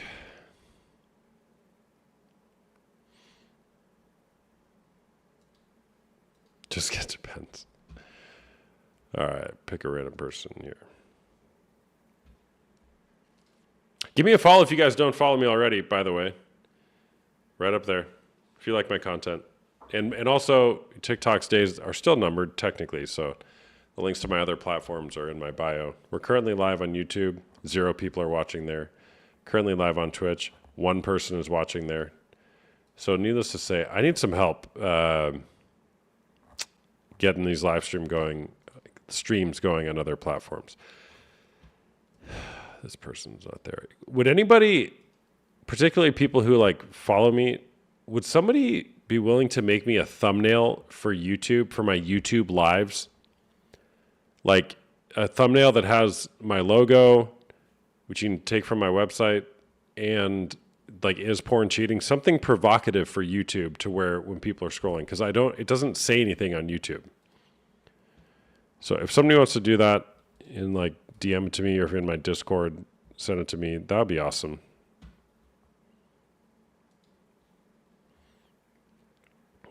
You'd be willing to do that? Volva, thank you. If you want to DM me, like for details, that'd be great. But if you just like do it, that would be awesome. Registered Republican. Good. Kind of glad you didn't join.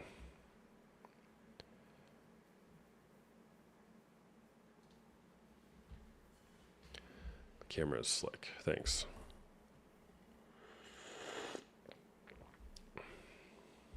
I could, but my PC is in storage, sadly. That's a bummer. Watched 3 times today. That's a lot.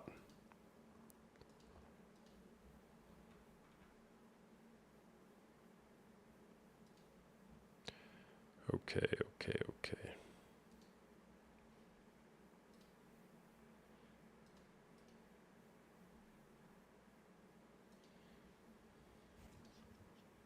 Hey there, what's going on? Am I there? Hi. Not much. Are you 18 or over? This is yes. Yeah, okay. Your connection, it This says is it's really weak. controversial. Go ahead. This is gonna sound really controversial, but in my relationship, porn is not cheating. Okay. Tell me more. Because I work in healthcare and he's an electrician. He works 4 10s and I work 6, 7 days a week. I understand that sometimes when I come home I'm too tired and he needs to do what he needs to do. Got it. Okay. So you work a lot, he works a lot, he gets home, he's tired. And your solution for that is for him to go masturbate while watching other women have sex? I mean, I would rather him do that than go physically somewhere else. Got it. But what would you rather him do?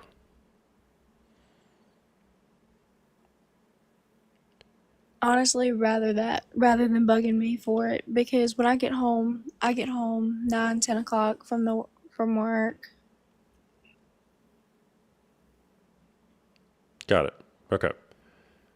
So again, I mean, it's pretty clear. So your solution to you being too tired or him being too tired or you guys working or whatever is that he just go masturbate and get off on another woman having sex. I mean, yeah, honestly, it's brought things into the bedroom for us, and it's honestly strengthened our relationship in the bedroom. Oh, tell me how. I don't know, you get to try new things that you never thought of doing. It's just stuff like that.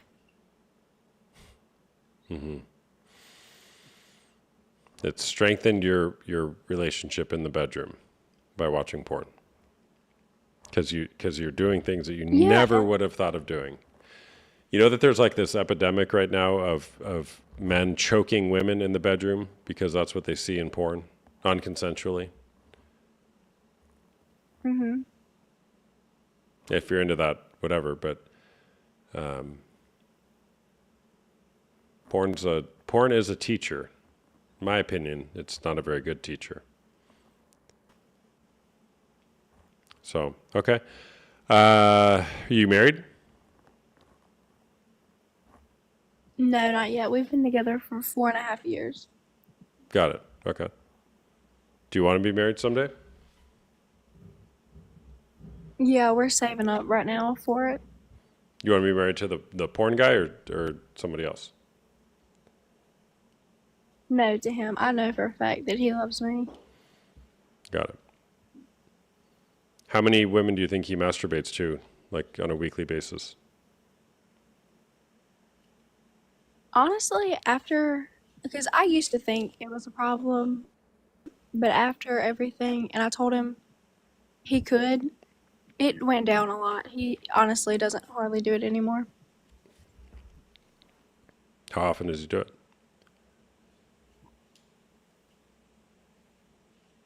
Honestly, he hasn't done it in months. And I feel like me telling him that he could do it has brought it to nothing. Has he not done it, or he hasn't told you he's done it?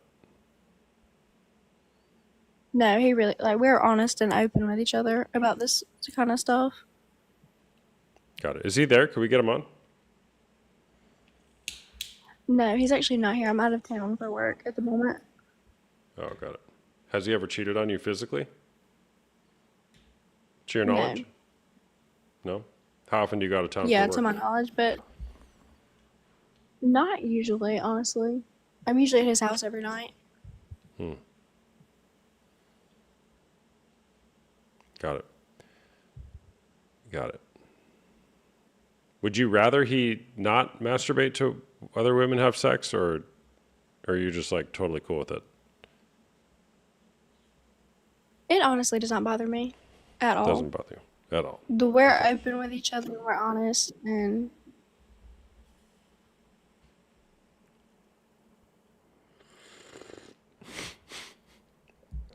Sorry. A comment. no, I'm ready Okay. to. Yeah, people who say honestly a lot are lying. That was funny. LOL. Okay. Well, thanks for sharing. Yeah. Good luck to you. Bye-bye. Honestly.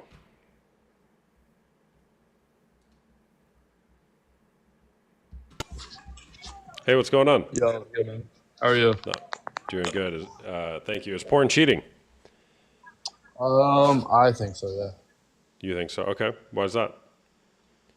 So I went through a phase where I was honestly an addict to it for a long time. Honestly? Like back in high school, yes. Back in high school, right? I've been clean now. I haven't watched porn in probably 2.5, 3 years now. Good for And you. that's honestly I think how my relationship is so strong. It's because we don't need other people. We don't have to watch other people to satisfy each other. Like I don't really think it's that important. I mean, yeah, sex is great, but there's a lot more things in a relationship that are more important than sex. That's true, in my opinion. Like, what else is more important than sex in a relationship? Um, Honestly, you can have sex, but I feel like a lot of things, such as like honesty, loyalty, respect for each other, is way more important than just going over to each other's house and having sex the other day or stuff like that. Yeah, yeah. Are you guys married or engaged or just dating? Um, I'm thinking we've been together about 3 years now, so it's coming close. You thinking about popping the question? Honestly, yeah, Honestly, yeah. yeah. Cool, man. How old are you? Right now I'm 22. Oh, wow. You're young. I am young. I am, but I've been through a few relationships. I've been cheated on twice, and I think that taught me a lot of lessons. Like not to get anything too quick, but I truly think I found the one. Good, man. Um, what influenced you to stop watching porn? Man, honestly, I think Honestly. it's the mental aspect. I do say that a lot, You but do. it's just the mental aspect because I feel like once I saw a female at one point, like in high school, all I could think about was having sex, and like whenever you watch porn on a daily basis, I think you lose ways to communicate with women. You just want to talk about sex with them or have sex with them, and it just leads to those talking points. Yeah. Did she watch porn?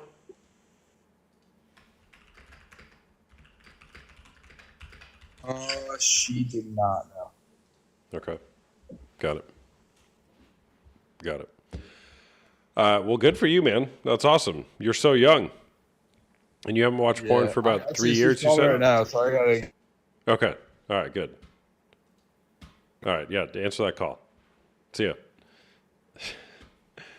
They exist, people. 22 years old. Gave it up, what did you say, 2.5, 3 years ago? Way to go.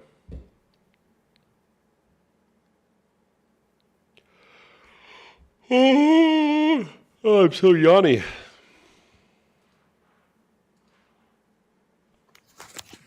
Hey there, what's going on? Hey, how you going? I'm It's doing good, Austin. thank you. Yeah, my name's Austin. Hey, Austin. I'm Zoe. I'm from Sydney. How's Oh, it cool. going? I'm doing good, thanks. What's up? Is porn cheating? Yeah, absolutely, definitely, it is for me. I, I've been. My partner is absolutely addicted to porn, and it's been like I think maybe like 5 years of our relationship. It's just been really, really hard. I guess from my point of view, it's been really, really challenging to see him go through the withdrawals and to see all the things that happen to him and our relationship. Like he's losing like he's becoming impotent. He's not able to perform, and then he goes through the withdrawal, and it's like 4 months, and it's like really bad mood swings. It's up and down.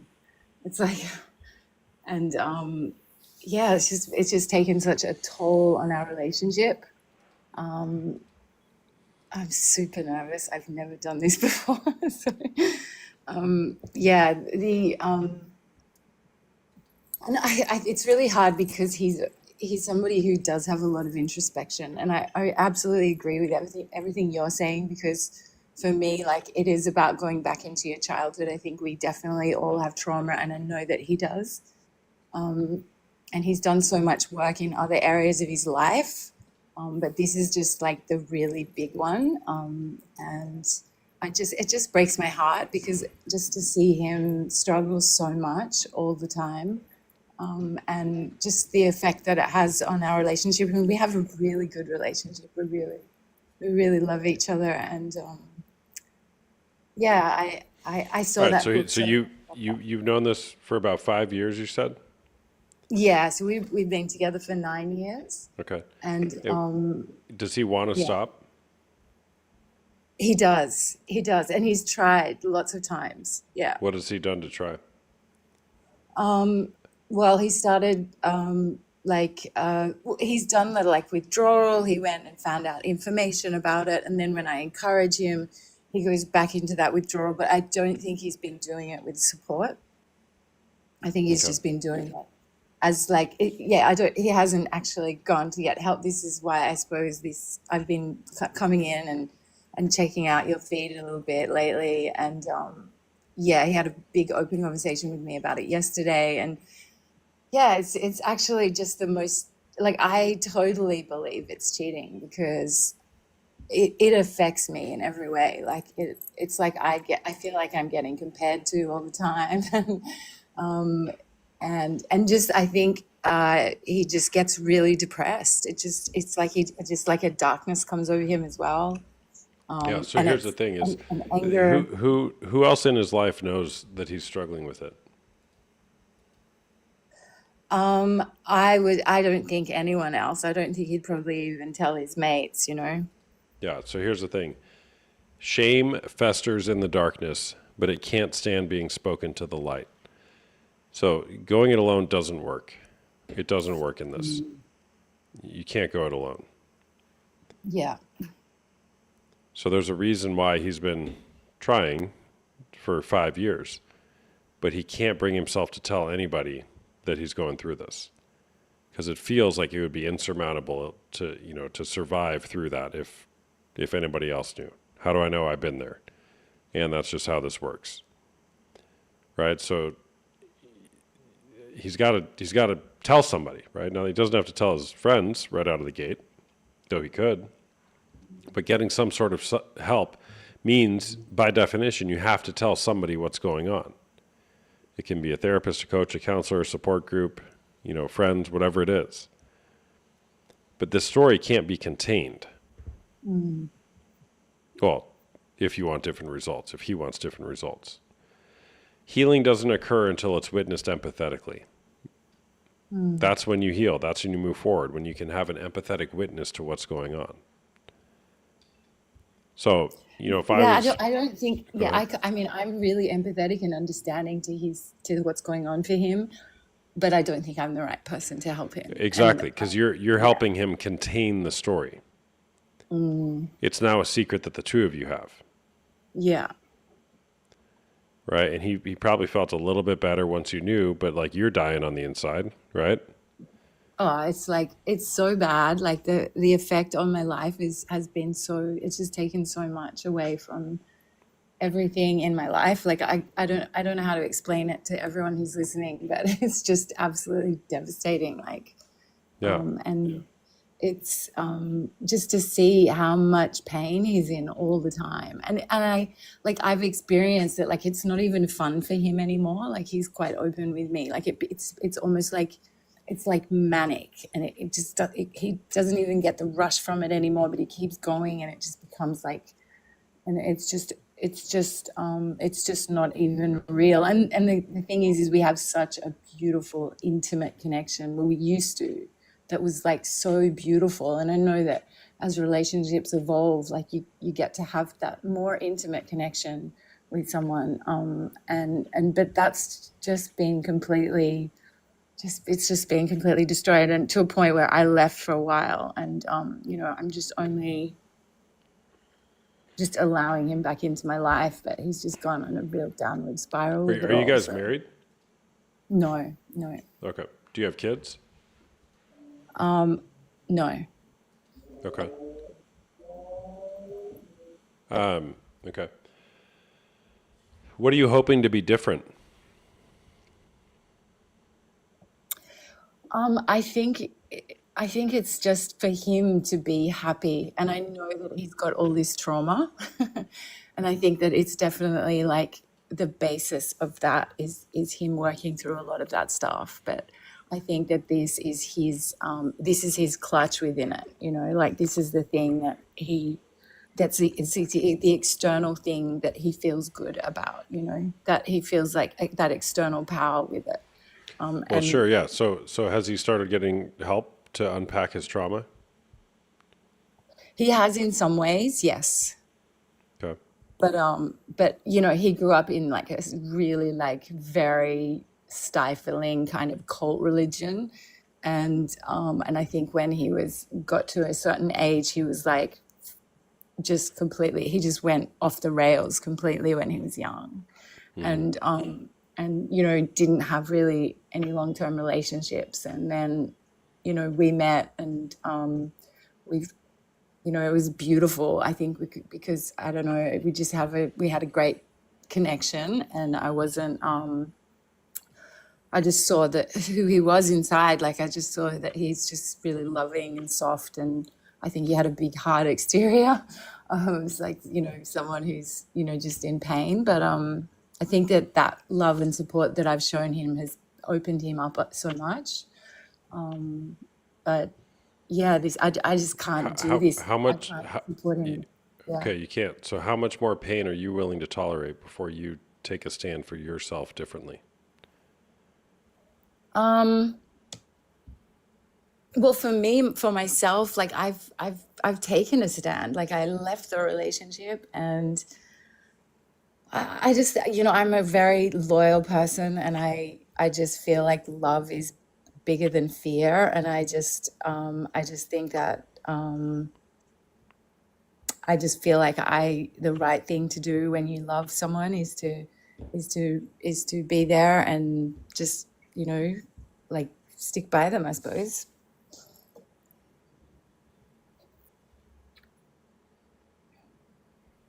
And I know I saw someone say that I'm in denial, but I've also had like my own journey, and I had a very traumatic childhood, and then I had so many people in my life who were so loving and like loved me back into life.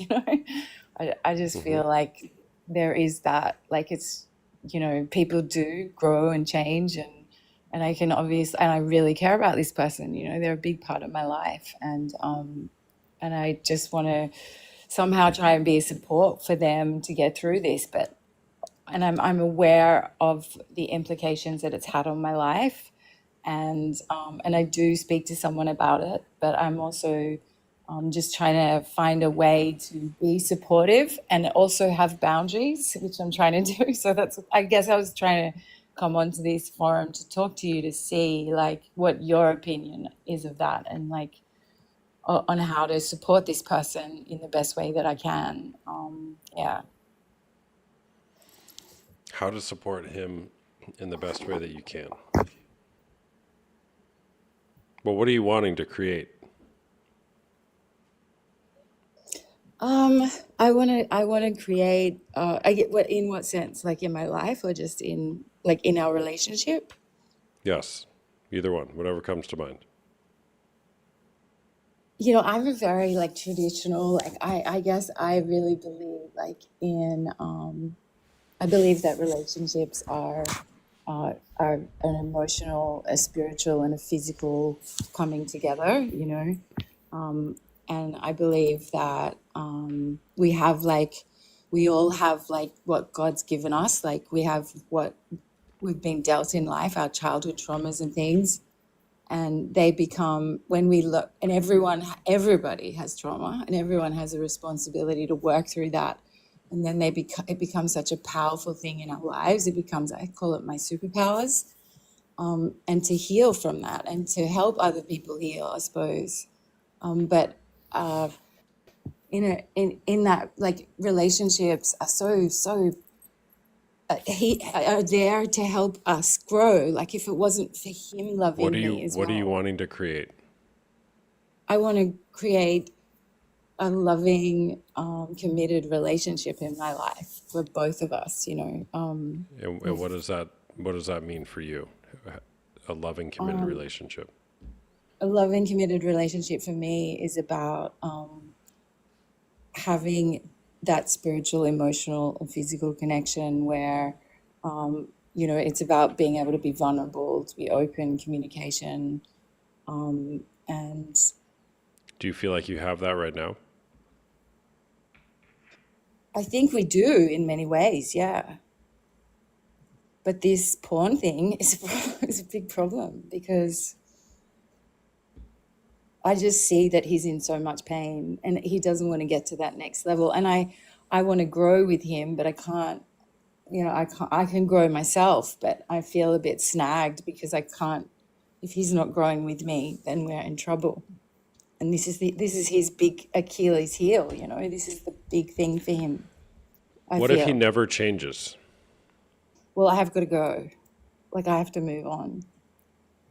Oh, that was quick. That was quick. I have to. I mean, I have to, and I love him, and it's Okay. very hard because Totally. and I'm not afraid to be on my own. I'm not afraid to go on my own, but I just want to see this person find his superpowers and get through this pain that he feels. And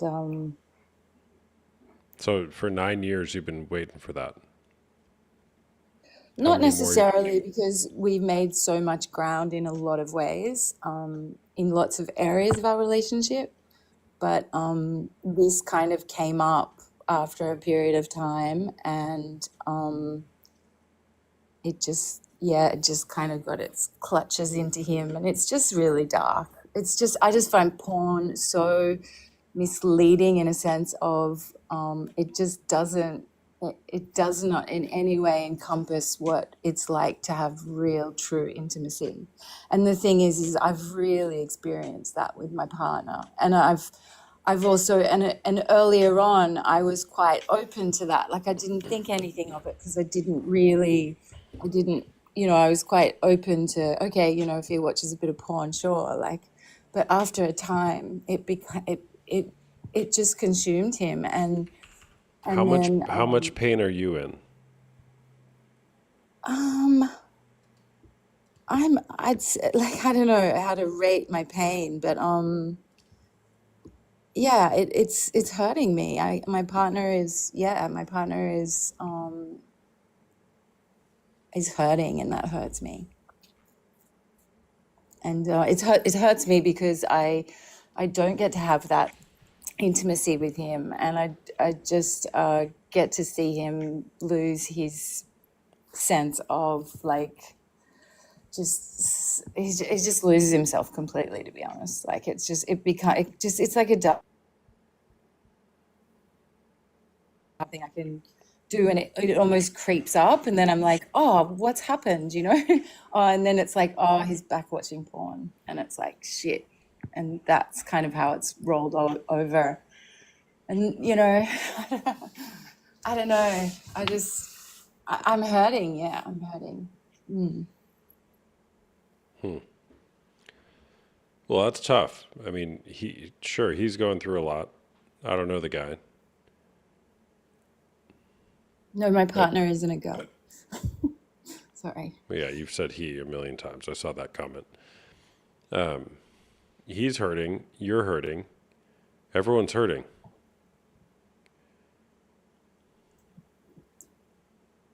Yeah, And if he doesn't change, you seem pretty clear. What would you advise? Sorry to interrupt you. Well, what would I advise is I would advise you to ask these questions of yourself is what are you worth?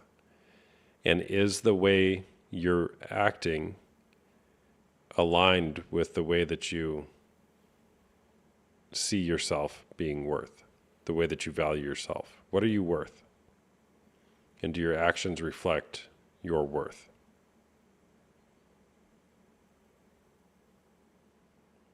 That's a hard question because, like, I know my worth, and I know that I've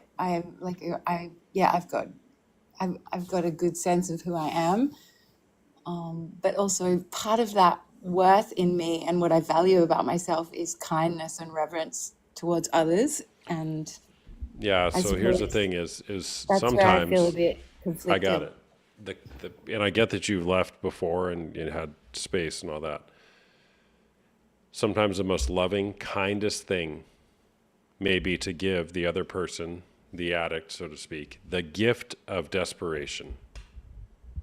The gift of desperation, which is when they finally realize they're about to, or they have lost it all, that might spark a catalyst for change. It may not, though, but it might.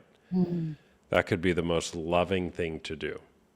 It could be the kindest thing to do for him. Yeah. And here's the thing is, a lot of guys are addicted to porn, sure. A lot of women are addicted to what the relationship could be like if only their partner was different. Yeah. Yeah. I know that. Now, I'm not saying you need to leave or stay, but what I am saying is, if there's a misalignment in your value, your worth, the way you see yourself, and what you're presently tolerating, I just question why. Yeah. You're being very nice, which is Yeah. great. You got But that's at probably the same time, I have left the relationship and been like, I did leave the relationship for quite a period of time. And,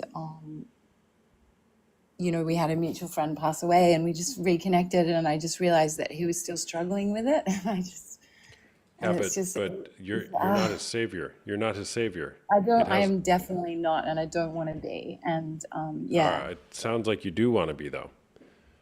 yeah. Maybe I am trying to be a bit of a savior. Maybe I need to, like, I just feel like that is who I am, like caring.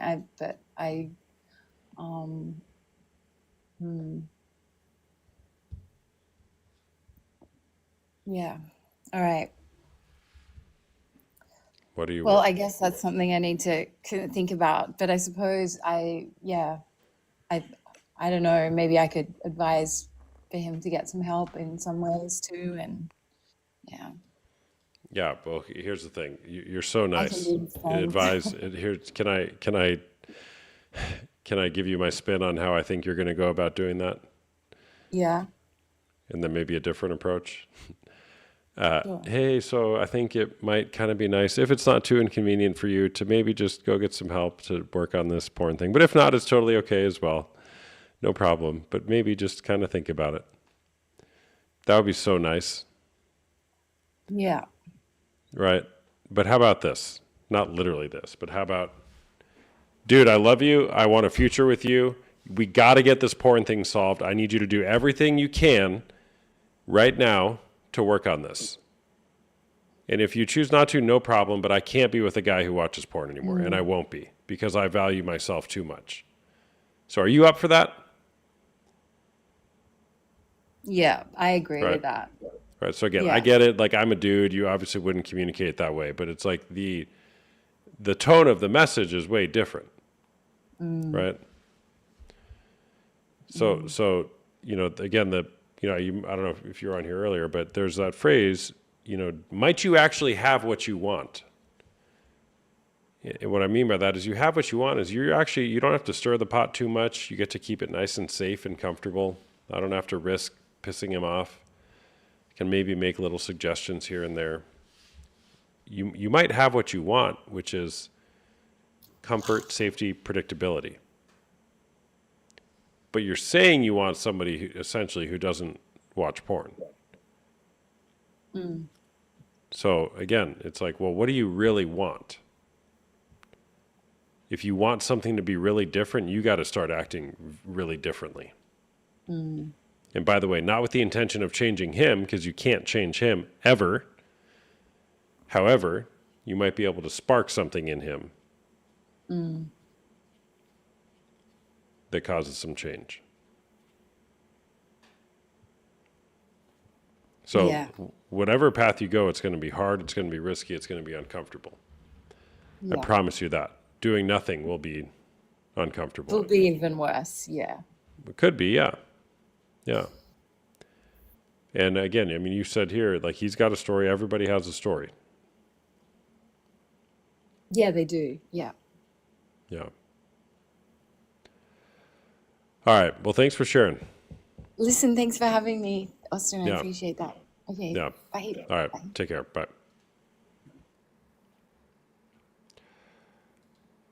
I need a state change.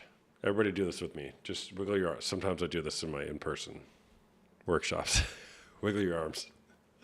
Wiggle your arms. Do it with me. I know you're all doing it. Just wiggle your arms. Okay. All right. State change. We're back. It's got to reset. Reset the body.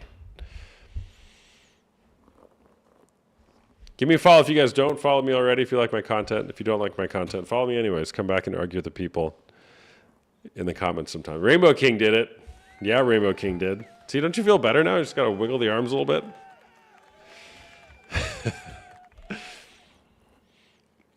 By the way, I'm a coach. I do one-on-one coaching as well as group coaching, both for men dealing with porn or sex addiction and women dealing with betrayal trauma. If you're feeling stuck on either side of this equation, whether it's unwanted sexual behavior or being with somebody who has unwanted sexual behavior, maybe you can't figure out how to heal through it, you can schedule a call with me using the link in my bio for a discovery call. It's $1 for a 30-minute call to talk about your situation. And if you want to unpack it, not on TikTok. And of course, there's my groups, which we meet on Tuesday nights or Wednesday afternoons. It's $99 a month. We work through these issues in a great, intimate, vulnerable environment. The groups are so good, people. I'm telling you. If you know, you know. Also, we're doing a mastermind workshop on Sunday, January 26th at 3 p.m. Eastern Time, a free mastermind workshop with myself and 5 other creators in the space. An honest love, that's not love. Hope beyond betrayal. An honest love, that's not love. Hope beyond betrayal. And WTF do I do now coaching? One of them's a couple, so they count for 2. So you can go to the link in my bio and sign up for that free mastermind if you're interested. It's going to be fire. We are all going to be bringing our own topics just to add value to people because TikTok may go away. So we're kind of rallying the troops. So if you're interested in that, go to the link in my bio. Do it now. Sign up. Only if you want something to change in your life. If you don't, that's fine too. All right. Do women statistically have similar problems? Pornography use is statistically less prevalent in women, but yes, they do.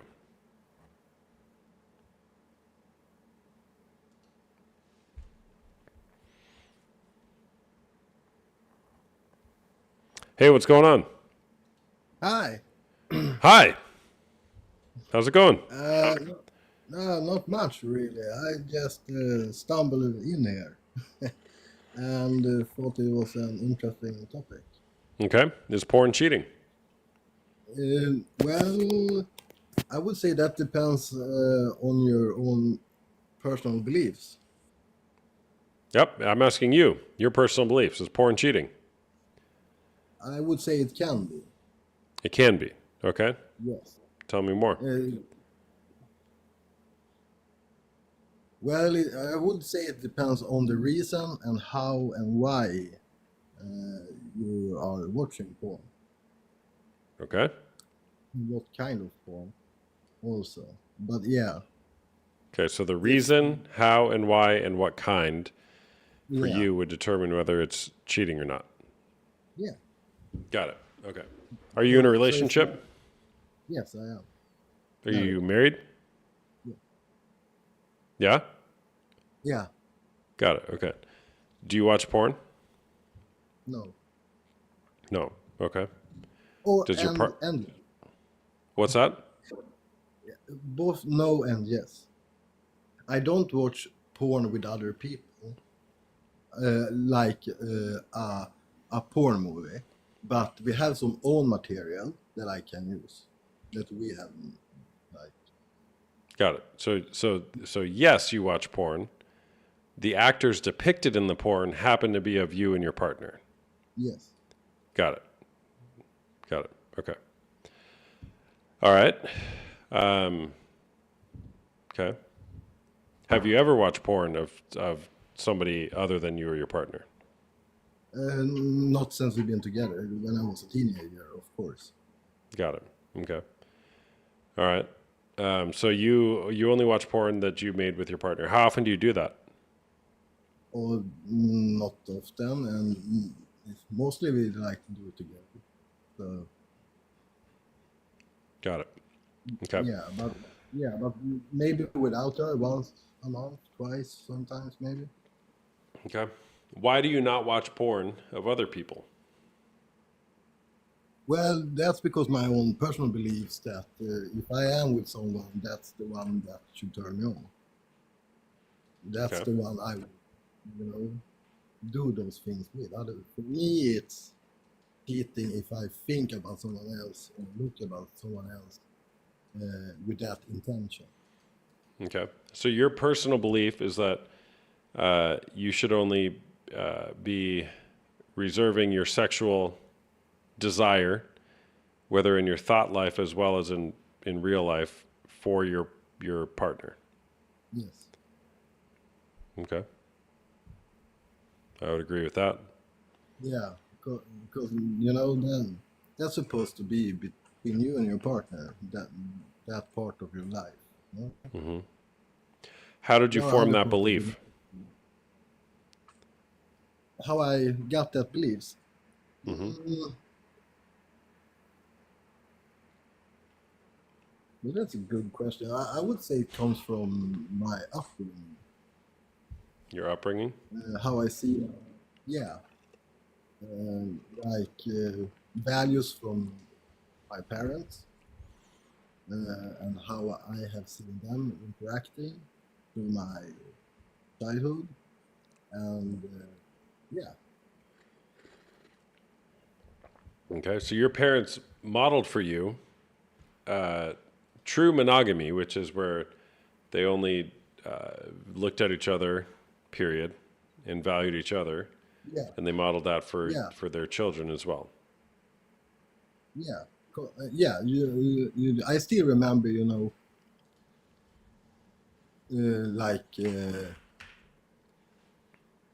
my dad come home and he told my mother that this what do you call it, cashier is sitting at the store and when you pay, Hmm. like flirted with him. So he would come home and were like open with that, and things like so they changed store, Hmm. started shopping at another store, and that kind of set the bar in a way. And Hmm. yeah, it comes from those things, the Yeah. values they provided for me, or for me and my sibling. Yeah. Got it. Yeah, and it's All also right. like if you love someone, you don't want to hurt them either. Yeah. All right. Well, thanks for sharing, man. Yeah, you're welcome. I don't think I have so much more. All right. If you don't have any questions, That's all good, man. I appreciate it. yeah. How do I close this, or do you close me? I got you. I'll kick you off. All right. Bye-bye. Yeah.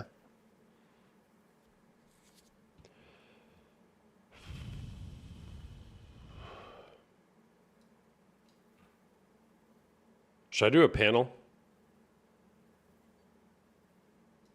Panels are only good when there's like at least two people that are totally on the opposite side.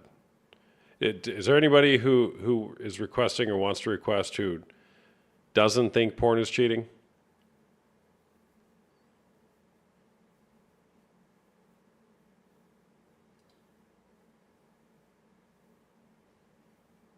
If you don't think porn is cheating and you want to be on a panel. Zach, do you think it's cheating or not?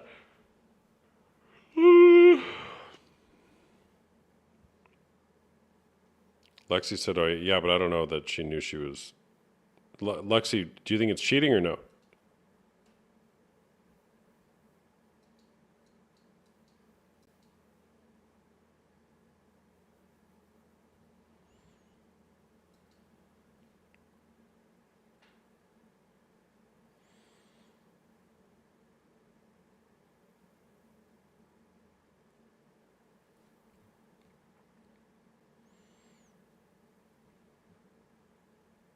Well, you guys aren't requesting.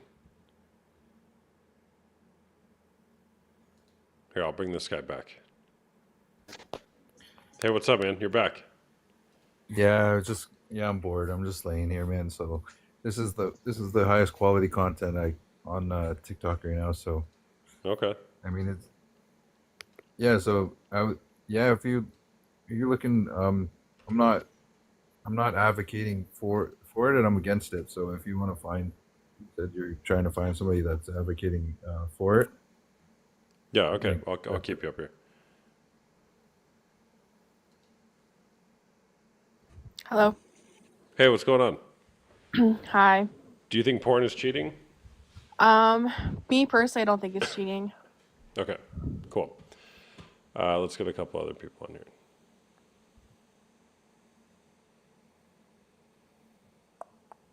Who else wants to get up here? All right. So Ash, tell us why do you think it's not cheating? I mean, for me, I have a boyfriend myself. I can give two singles if he was looking at porn because the fact is that like he's coming home to me at the end of the night and like he's not gonna go off and date. I mean, he's not gonna go off and be with those people that he's watching. Like he comes to me at the end of the night. Like I just don't think that watching porn is just like a cheating factor. I mean, like, yeah. I mean, I don't know. I just don't think it is. I think it's crazy how people are thinking it is because realistically, like, it's you. They're coming home to you, or they're with you. So, I mean, I don't know. Got it. How old are you? I'm 23. 23. Okay. All right, Abby, what do you think? I think it's a tough one. I can see both sides, but I think the key is communication. And I think it's a hot topic. And if you're not communicating with your partner, it's a coin toss. It can go either way. Okay. So Ash thinks it's not cheating. Abby's in the middle, and wasted time is trying to make sense of all this. Somewhere in the middle. But wants no, to stop. I mean, I do think it's yeah. No, that's fair to say. Like I'm more leaning towards more the side of it's cheating, even if you have permission. I don't see like I'm entertaining the idea that you're still fantasizing, like sexual intercourse with somebody else, or like, you know. Ooh, someone took a screenshot. Nice. Okay, William, what do you think?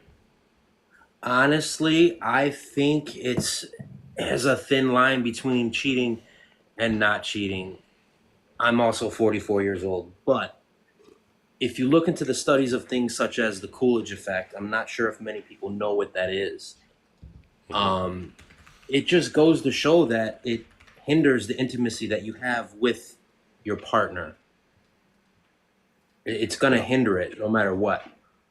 I don't know if, do you guys know what the Coolidge effect is? What the studies were? What the details were about it? I mean, I don't, but Okay, so here. Do you want to explain it, or do you want me to read it? Oh no, you go ahead and read it if you looked it up. Yeah, and you can tell me if it makes sense. Yeah, no, I'm familiar with it. The Coolidge effect is a biological phenomenon where animals, especially males, regain interest in sex when a new partner is introduced. It's named after a story about President Calvin Coolidge. So, what take do you want to add to that? I would say that if you're sitting there looking at porn while your girlfriend's in the other room and you're getting intimate and you're getting your rocks off on someone that isn't your girl, how is she going to fulfill what you evolutionary is negative? You're looking through 300 different women. You know what I'm saying? Like, for an evolutionary standard, we probably got 10 in history, and you're just scanning, you're scrolling. Your brain is fried. You're not going to find anything remotely close to a physical woman in the bedroom if you're with her. If you're alone and you're not with somebody, I get it, but I don't think porn helps the relationship unless you guys are both watching it to increase your sex life. If it's separate and you're in the bathroom while she's asleep, it's no bueno. Okay. All right. So what's your stance, though, William? Do you think it is cheating or isn't cheating? No, I think it is cheating. You think it is cheating? Okay. Yeah. All right. So two of you are kind of in the middle. William thinks it is, and Ash thinks it isn't. Great. So where do we go from here? So Ash, so you said you don't mind if your partner comes home, he does whatever he does, comes home, he's still coming home to you, so you're good with that. I mean, yeah, I mean, this girl said just call me Eltree. She goes, I don't care if my boyfriend is on corn. Sometimes we're just not in the mood. Like, stating what she said, like, sometimes I'm just not in the mood and I don't want to do anything. And if he's in the mood, then obviously he's going to take care of himself. Like, I'm just going to go to bed. Like, I don't mean I sit here and I think to myself, like, he's still in love with me. He still wants me for me. Like we still have a great life, you know? Like I don't really care if he's in the bathroom or he's using it to pleasure himself. Like I don't know. Like I just really don't think that it realistically is cheating, because if he was going to cheat on me, he would go out and go do it with somebody. He's not going to, I mean, like, if he had a thought of it, he would go do it with someone instead of. So I don't got know. it. So you don't care if you're sitting on the couch in the living room, and he's like, "Hey, BRB." He goes to the bathroom, starts looking at a whole bunch of women having sex and masturbating to it. You're like, "Hey, cool." That's him. What's that? That's him. If he wants That's to, him. if I'm not in the mood, then that's him. He can go do whatever he wants to do. Got it. Okay. Oof. Ash, how old are you? I didn't catch it. I'm 23. Wish I was 23 again. Yeah, I mean, I guess to add on to what Ash says, I think that it's just kind of weird. I mean, I have employees that are exactly like Ash, and they have the same. It comes off as like very confident, like she's sure that her boyfriend is in love with her and he's gonna come home to her at the end of the day. And like that's their boundary of it. But what if every time you sat down next to him on the couch, he had porn on his phone, or every time you climbed into bed, there was porn on his phone, or what if he was going to work and watching it for 4 or 5 hours a day or more? Like at that point in time, I is think it that's cheating? excessive. I don't think I mean, for me, like for my, like, I think that's excessive. Like, I don't know. Like, I understand that your point of view. I understand like your guys' point of view, but like, I don't think a normal person's gonna be looking at porn for 4 or 5 plus hours of the day, excessively looking at it and doing that to themselves. I just think that that's not reasonable. Okay. Well, if he's watching porn and you're allowing him to watch porn, you can guarantee that he's watching porn when you're away and you're not around. That's his own time. Okay. Understood. So here, we'll do this. How about this? Have him not watch porn for a week, and then you guys do whatever it is you do at nighttime, making love, blah, blah, blah. And then have him watch porn and see the effects. Is the sex going to be that good? No, it's not, sweetheart. Okay. I mean, I don't know why. I mean, okay. I'm just saying it decreases the intimacy that you have with a woman when you're expelling all your dopamine and the gray matter in your brain on porn. It's going to decrease the sensuality that a man has with his woman. Guaranteed. Guaranteed. But that's for you to discover, and you're on your own with it. It doesn't matter. It's your life and his life. Yeah, I don't know. I mean, I know that I just think that that's his own personal time. If he wants to go do that, then he can go do that. It's like with me. If I want to go do that, I can go do that. Dude, Just because that's we like can- that's a rad thing. Good Just for because you. we can do something doesn't necessarily mean we should. How would you feel, Ash, if you, and I have no idea about your family or your parents, if they're living or not, so, Yeah, but yeah. how'd you feel if you walked in on your dad just vigorously whacking it to some other woman who's not your mom? I don't want to put that in my head, but Why not? I mean, obviously that makes me uncomfortable. It's my dad, but Would you tell your mom? Do you think like she might need to know about that, or would you just be like, "Hey, dad's doing dad"? I mean, I probably would walk out of the room. I probably would process it by myself, and then I would probably have a conversation with both my parents. But I mean, Why don't- would you have a conversation? I mean, I don't know. Like my dad's just whacking it off in the house, and if my mom doesn't care, then that's her. But obviously, I'm gonna let them know, like, hey, yeah, he's looking at porn. And if she goes, okay, then the conversation's mute now. Would you look at your dad a little differently after that? I don't think so. No. That's interesting. I mean, like, I don't think. I mean, it's a normal thing for someone to pleasure themselves, but I think that it would definitely burn a hole in my hold on. brain. That's called masturbation. We're talking about watching porn. Oh well, you say that he was whacking himself off, so like, I mean, I said watching porn and masturbating.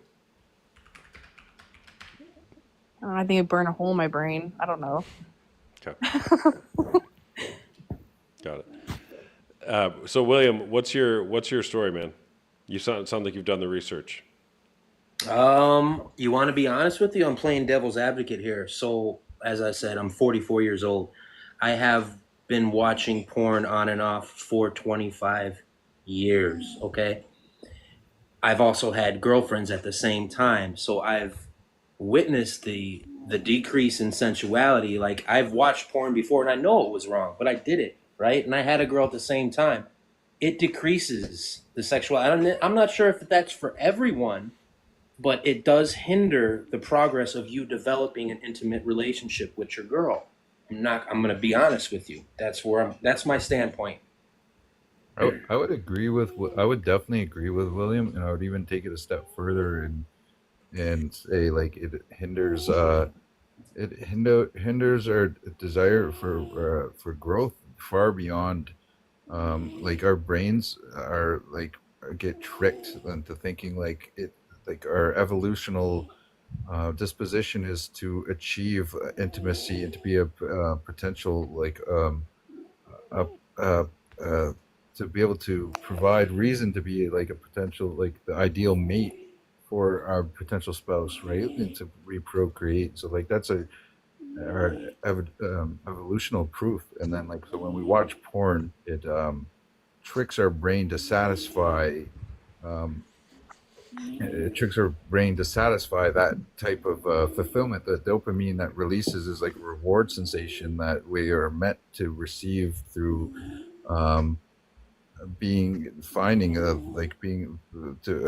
to developing ourselves into a like the ideal mate for a potential spouse. Hey, You know what I mean? who's Like, snoring? Somebody snoring, or they got a cat next to them or something? Oh my gosh, I That's don't know who it the is. cat, man. He can't go anywhere. He's not doing great right now. So, dude, or, get that. So move anywho, this one more thing. All right. So basically, the test with the Coolidge effect is they took a mouse, right, and they put him in a cage with a new female mouse. Banged the shit out of her, right? After a week, he was bored of it. He wasn't banging the shit out of the mouse like he used to. I'm getting graphic here. If I get banned, whatever, I don't care. But it makes sense. And there's a lot of people in the chat box that are saying it's not cheating. Well, it isn't on a physical sense. It isn't physically cheating. You're not jumping into the screen and hanging out with the porn stars and fucking them. It's not working that way. But mentally, it is. It's rotting. It's brain rot to the intimacy that you have with your girl. I'm sorry, and that's where I stand. I get that. Yeah, I think the question becomes, what's the most honoring thing to do for your partner, towards your partner? What's the greatest act of love? To strive towards keeping your thoughts on them physically, or your thoughts on them as well as physically keeping it on them, which would be more useful for your relationship in the long term. And Ash, I got to agree with what William is saying. It's not going to play out in the long run. I mean, you see people in the comments saying, oh, I used to think that way when I was 23 too. And here I am 5, 10, 20, 50 years later. It just doesn't pan out the way that you think it's going to. I mean, I get that. I mean, I'm also very young too as well. So I mean, you guys are a bit older than I am. I'm definitely the most youngest one on this panel, but I mean, as a younger individual, I mean, I get where you're standing on because I understand that point of view. But like I also understand like as a younger mindset, like I don't really care what my boyfriend's doing if I mean he's in love with me. I mean we both say I love you to each other. So I mean if he wants to go do whatever he wants to go do, then that's him. I know that Where do you draw that line though, for him doing whatever he wants to do? well, I mean obviously like the cheating aspect of like going out and like with another woman, I think that's definitely cheating. I think I So where draw does that cheating right. where does cheating begin? Obviously texting other females and different people. Well, different. Okay, what about soliciting nude images from other women? Oh, that's cheating. That's what watching porn is. I mean, I don't, but but that person doesn't really think that it's, I mean, I don't, if he's also doing it with them, that's also cheating, but I don't think that porn is Hold on. really just. Okay, you said soliciting nude images from other women is cheating, which is what somebody's doing when they're watching porn, and then you're running away from that claim. Why? I'm not running away. I just think that, I mean, yeah, obviously, like if my boyfriend's getting unsolicited pictures from other females or solicited pictures from females, I mean, I think that is definitely cheating. Like he's obviously enjoying that with them. I don't That's think what he's that doing. watching. That's what your boyfriend is doing. I don't think, but those people that are making porn are not like getting off to him though. So It doesn't matter. He's soliciting nude images from them. I don't know. That's what you told me. I didn't make that up. That's what you Well, told I me. understand that, but I just don't think that like sitting here watching. I mean, obviously, sitting here watching porn isn't cheating. That's just my personal opinion. But I get where you're coming from. Hold on. I'm just trying to understand what you believe. Right? On one hand, you're saying watching porn is not cheating. And then on the other hand, you're saying soliciting nude images from other women is cheating, which are both the same claim. And you're holding them differently. I mean, I just the girl and I mean, I'm trying to sit here. I mean, the girl and him are both together and they're cheating together. When he's watching porn, he's just doing it by himself. Like he's not texting another female. He's doing it by himself. So, I mean,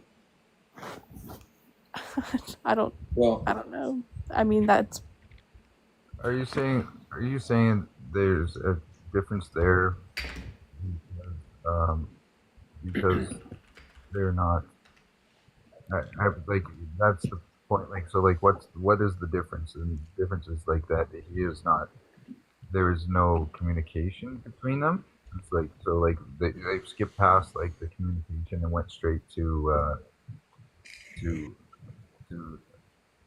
exchanging images of themselves without communication for the purpose of arousing each other. Whether she's doing it to whether if the content creator is doing it for a mass audience or is that where it's like that difference? I'm just trying to help you out, Ash, because I feel like I get that, but these comments are coming from me saying I should value myself.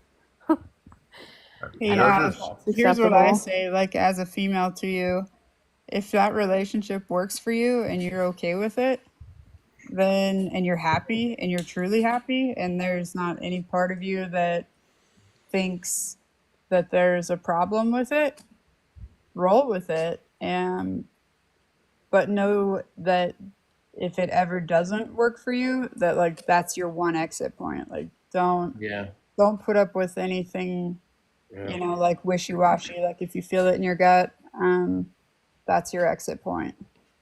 And I'm 40, girl. So I mean, I get that. I agree with Abby 100%. Yeah.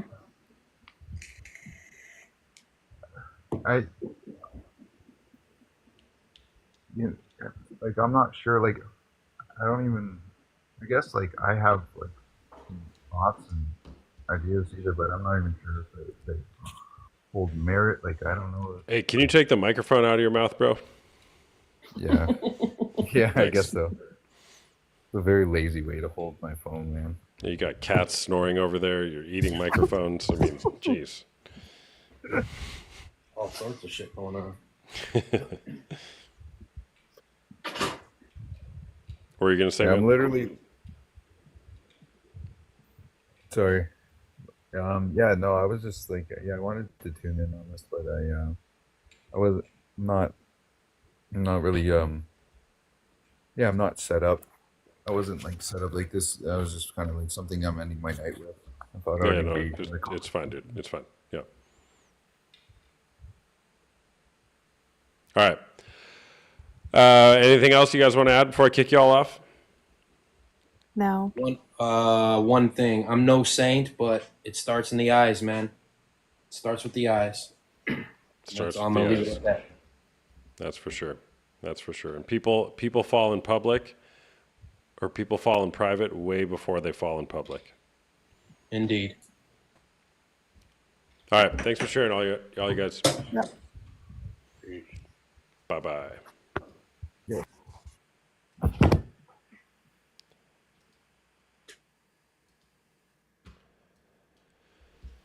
All right. I'm going to call it a night. TikTok is back. 75 more days. At least. Hopefully more. Hopefully more. It's good to have all you guys here. It's a little dicey there for a day or so. About 14 hours. But they're figuring it out in Washington. Hopefully they figure it out. Give me a follow if you guys don't follow me already. By the way, I'm a coach. I do one-on-one coaching as well as group coaching, both for men dealing with porn or sex addiction and women dealing with betrayal trauma. If you're interested in working with me in one of my groups or one-on-one, you can get information on the links in my bio, or you can schedule a discovery call with me, which is a private 30-minute call where we'll talk about your situation.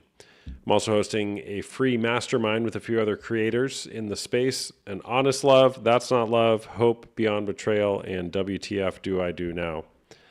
And it's going to be great. So you can go to the link in my bio to sign up for that right now, January 26th, Sunday at 3 p.m.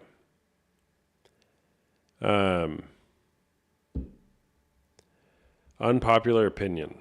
Well, gosh, I should have one today based off of the recent events that happened in our country. Unpopular opinion. Oh, gosh.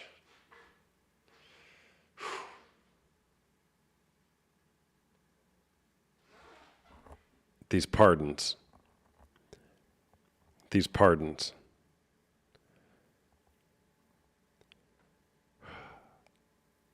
That's my unpopular opinion. Read my face.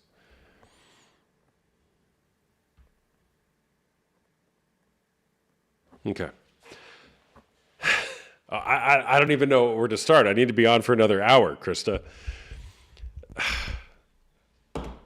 I saw a graph. This is nonpartisan information. It just, a friend of mine posted this today. He said, just an interesting thing for election day. And it was how many pardons every past president has issued, going back to Truman, 1953. And we'll just say Biden.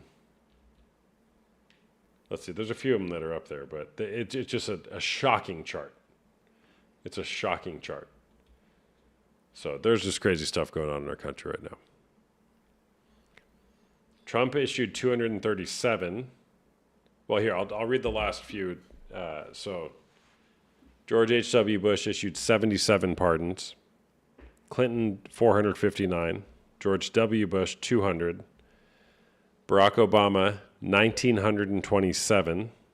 Donald Trump, 237. Joseph R. Biden, 8,064. It's a lot of pardons. Anyways, we're not here to talk about that. We're here to talk about porn. Great being with y'all tonight. Make it a great day or not. The choice is always yours. The choice is always yours. Until next time, we'll see you at least for 75 more days. See you next time. Bye-bye.